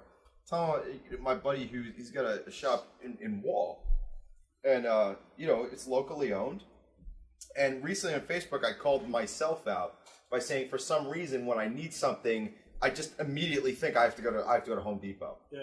And it's like, I got a fucking place within walking distance of where I am. Yeah. You know, and it's they accept cash only. So it's like, that's a little bit like, it's like annoying, but like, is it really that annoying? That's Because not I have annoying. 3 ATM machines within I walking do distance, everything too. with cash, man. Right. Fuck the bank. And that's it, but that's the truth. That's the right I thing don't to use do. my card unless So- I absolutely have to, dude. Yeah. I try to keep cash at all times. Yeah. So I called myself out recently where I said, why the fuck do I constantly do this? Like, it's like if you said, a need, good like, marketing lumber, plan. there's Yaker, or there's other places. You Yeah, know, you sure. can go to Home Depot. Yeah. You got to get some lumber. You know, on, Usually, you know. But I mean, for like, the most part, I don't have to go if there you for have to everything. get, like, all the small shit. Nah, yeah, man. Yeah, man. Go to a fucking hardware store. Yeah, you don't. If you don't want to, you do not have to shop at chain stores. You have options, man. Right. You have Absolutely. options. You talk about the internet as like being the great democratic tool. It really is. I don't have to shop on chain stores on the internet either. You know? That was one of the great things, and it still is, because they are still alive, believe it or not. Ace Hello, Hardware. Damien. Ace Hardware. Calling you out. Hold on. What did Damien say? Rick, I'm still on the fact that you just, in all seriousness, told a man to plug himself. Thanks, Damien. Thanks for noticing. But that was one thing about. But that was one thing about Ace Hardware. That's really like, you missed that, because I remember when you could go to, like, it was like fucking John's hardware store, but it was an Ace Hardware. It was like, supported by Ace Hardware, so they had distribution contacts with Ace Hardware, and that was just a company that would just ship you shit. They didn't need to own the wholesale store. They didn't need to have everything. They would just, hey, you're a mom and pop business? That's cool. Ace will sponsor you, and we'll give you shipping. And that was all of this comes full circle back to what we were originally talking about with GMOs and shit. Yeah. About people who take over goddamn everything, and people fucking succumb to it for the convenience. What we were saying earlier is one was standing on the shoulders of giants. One person has a good idea and streamlines that local guy's ability to get things to himself. And then some dickhead goes, well, why should that asshole be making any money for it? Fuck that. I own the fucking distributor. If I just build a building here, I make all the profits. That's how it goes. You know what I mean? It's about taking you out of your community. Damien said, I have an Ace Hardware near my house. Make sure you go to it. And Slander said, Sarah, can you read that, please? I'm the kind of guys who will pay $10 extra just to avoid Walmart. Hell yeah, buddy. Just for the sake of feeling like I'm not supporting an evil soul-sucking entity that fucks you without the common courtesy to give you a reach around. And well said, sir. Harumph. Harumph. Harumph. Harumph. Give the governor a harumph. All right, listen. We're getting close. I want you to... Anything else you want to say about your book? Anything else about where people can find you or your book? How You're to buy trying it, to avoid everything. telling him to plug himself, aren't you? No. I'll plug him. It's not the first time. I'll plug him right over this goddamn bar. Plug him real good. You ever been plugged? Get the camera out now. And you whip out the hand cam, right? Put down the tarp. Go ahead. You know, I think we're at a point where, like, writing and music, people take it in some sense either not serious enough, or they take it way too seriously and it becomes academic. You know. Yeah. And the underground has always been, and you know, always will be, people who aren't doing that. You know, and they're trying to live a little bit and enjoy themselves. And so my book is that. You know, it's about a life that I've been living and have lived far outside of academia, and stayed normal consistency, you know, and it covers everything from making French onion soup to smuggling hash and working as a lumberjack. So. And where can people find your book again? One more time. Again, everywhere. Your local bookshop, spdbooks.com, tigerbarkpress.com, or call me at the Farley's Bookshop where I work, and we'll hook you up. All right, clinky to all of that, everybody. I was so grateful that the recipes were. It's like an outlet. Because you're reading it, you're like, I really want to make this now, and then the recipes are right there. It's like, I want that to be on the back of the book. John, GHD.com. I wanted to bring ingredients and a Bunsen burner because I have it. Put it in the middle of the bar, like. Just like, really? Take your time. How many times am I going to tell you not to hold back? You bring that shit if you've got it. Bring your Bunsen burner. Every day. Every day. Okay, so all day long. We have come to the final word.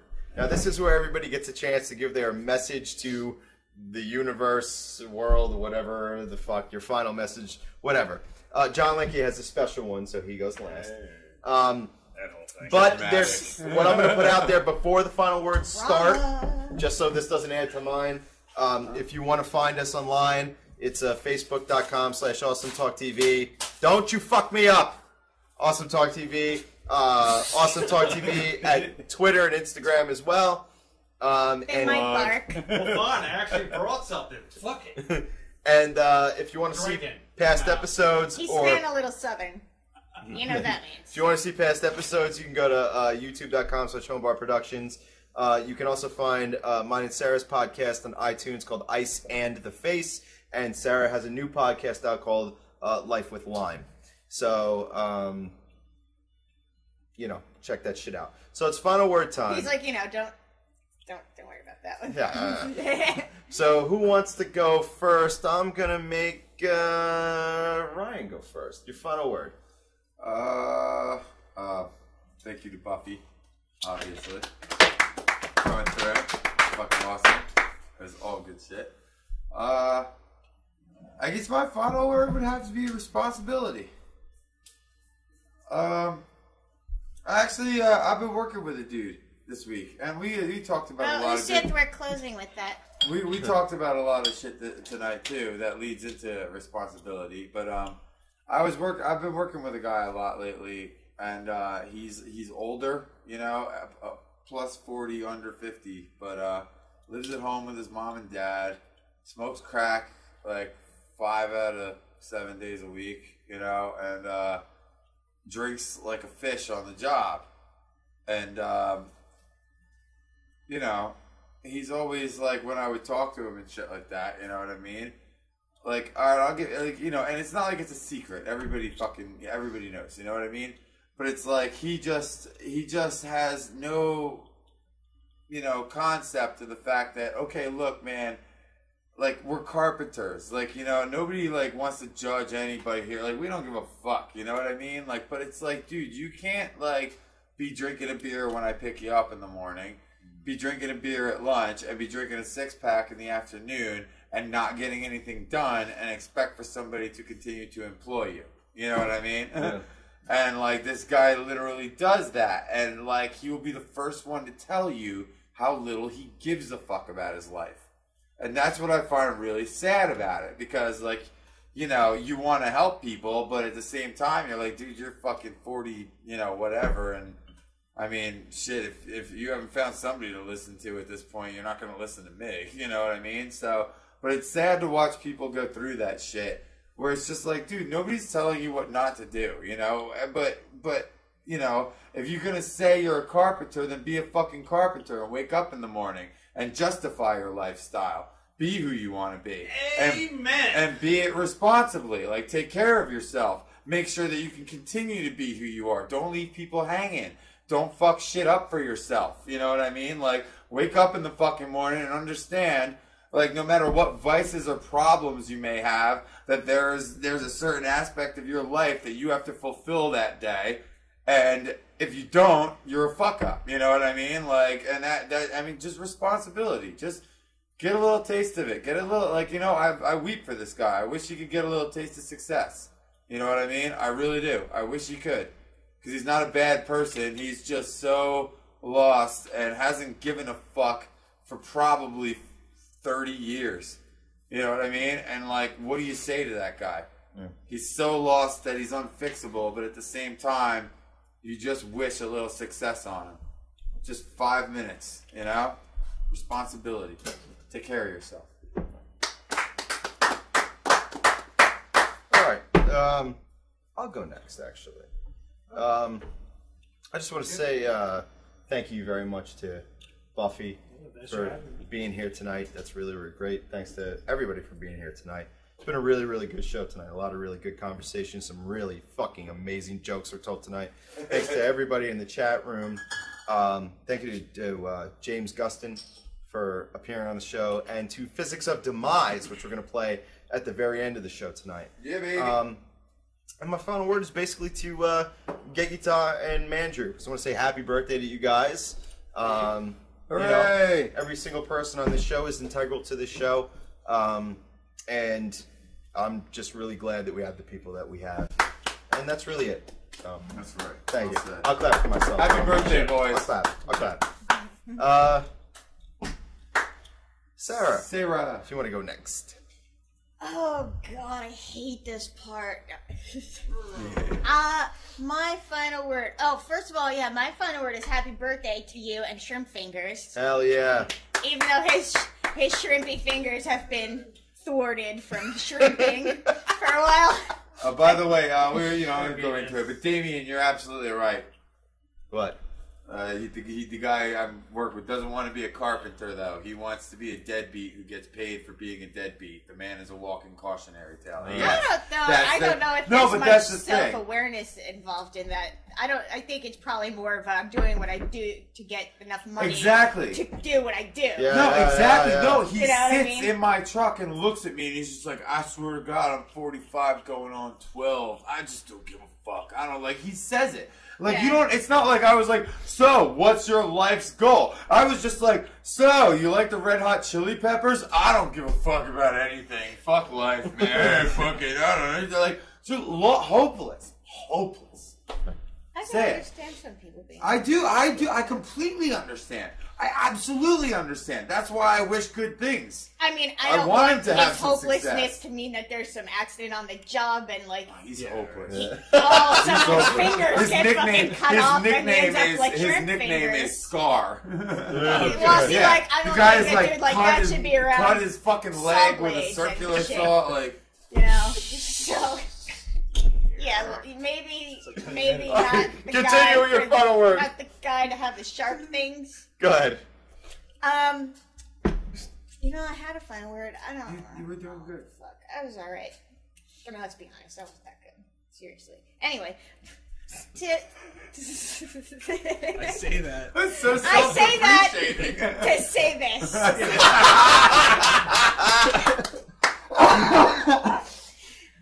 Let's bring Mothra back. Seriously, it's time. Is that it? That's it. All right. Drops the mic. Walks away. Hashtag drops the mic and walks away. Hashtag lives away. One of the birthday drops the mic and From walks here, away. or should I come over there? I wrote a few things down. All right, we'll go ahead and announce.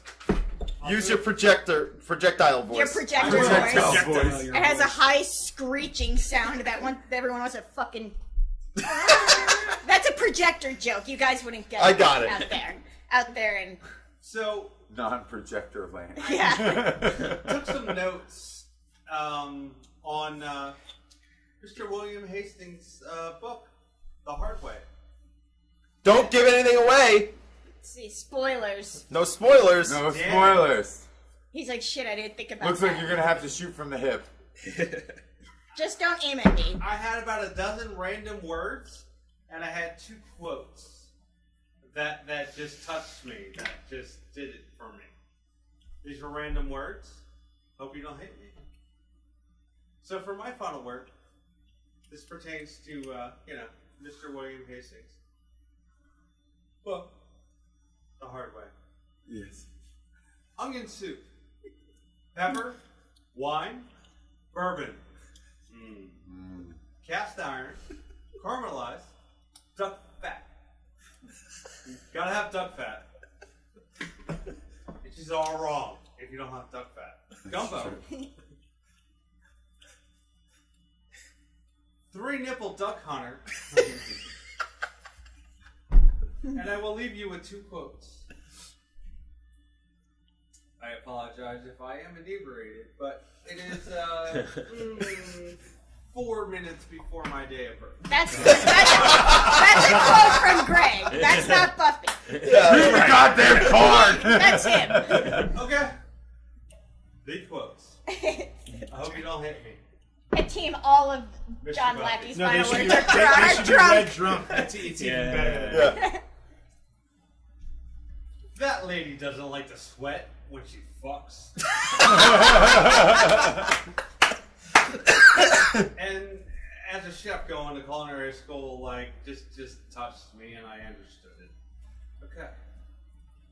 Making roux is an acknowledgement of genius, born from poverty, of the relation between true self-sufficiency and independence.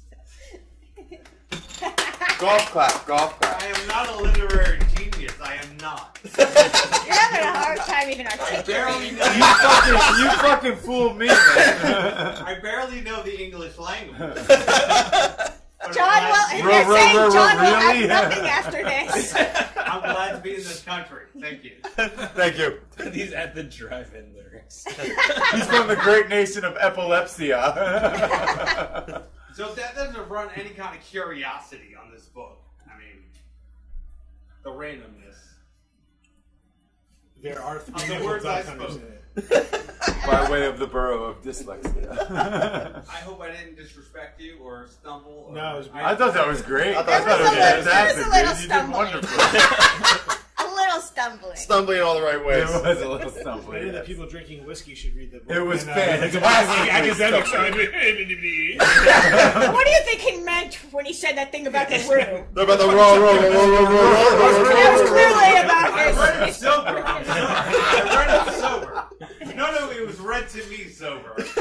I'm not rich. Lackey has to up his game. Lackey has to up his game. Goddamn good. I got You have an app for that. I do. Okay, next final word goes to our guest, Buffy. The final word should be funkadelic. I think just driving here, I had to pass all these minivans and housing developments, and I thought these people do not stay up past midnight, drink a beer, and smoke a joint, and listen to funkadelic, and more people should do that. Yes. That's my final word. That's a great final word. It's a great final word. That's a fantastic Great final word.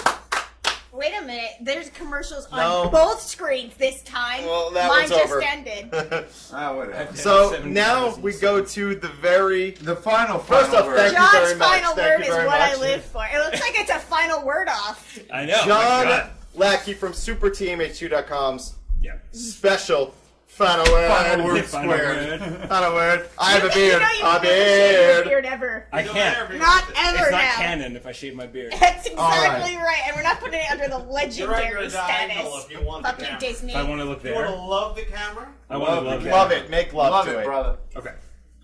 Hold on to your hats. Virtual reality is going to be a thing.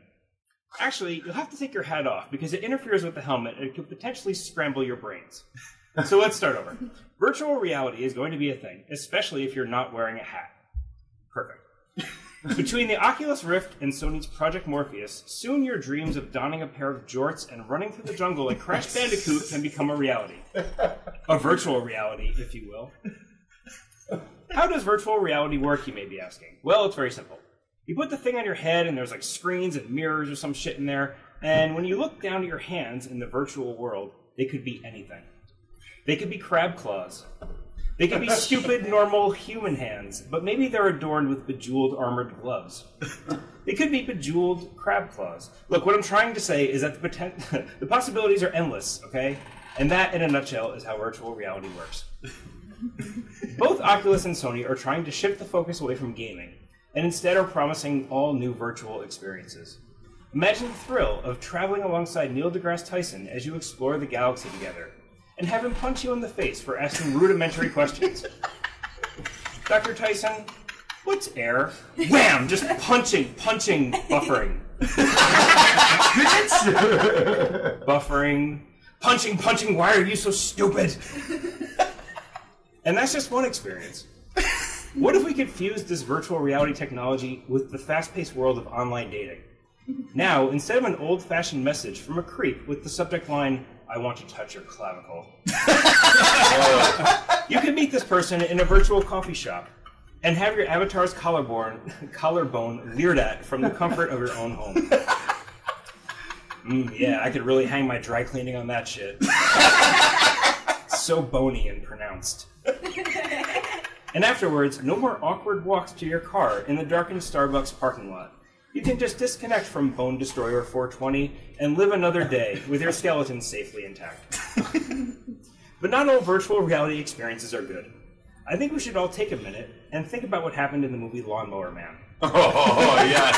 Yes. From what I remember from the commercials, a dim-witted fellow, the aforementioned Lawnmower Man, uses virtual reality for some reason and becomes an evil genius. I'm pretty sure this was supposed to be a bad thing. Now, I don't want to spoil anything, but I'm going to assume he can only be stopped with virtual lasers. Is that what Oculus and Sony want? Average Joes fighting groundskeepers with lasers in a virtual world? I really don't have time for this.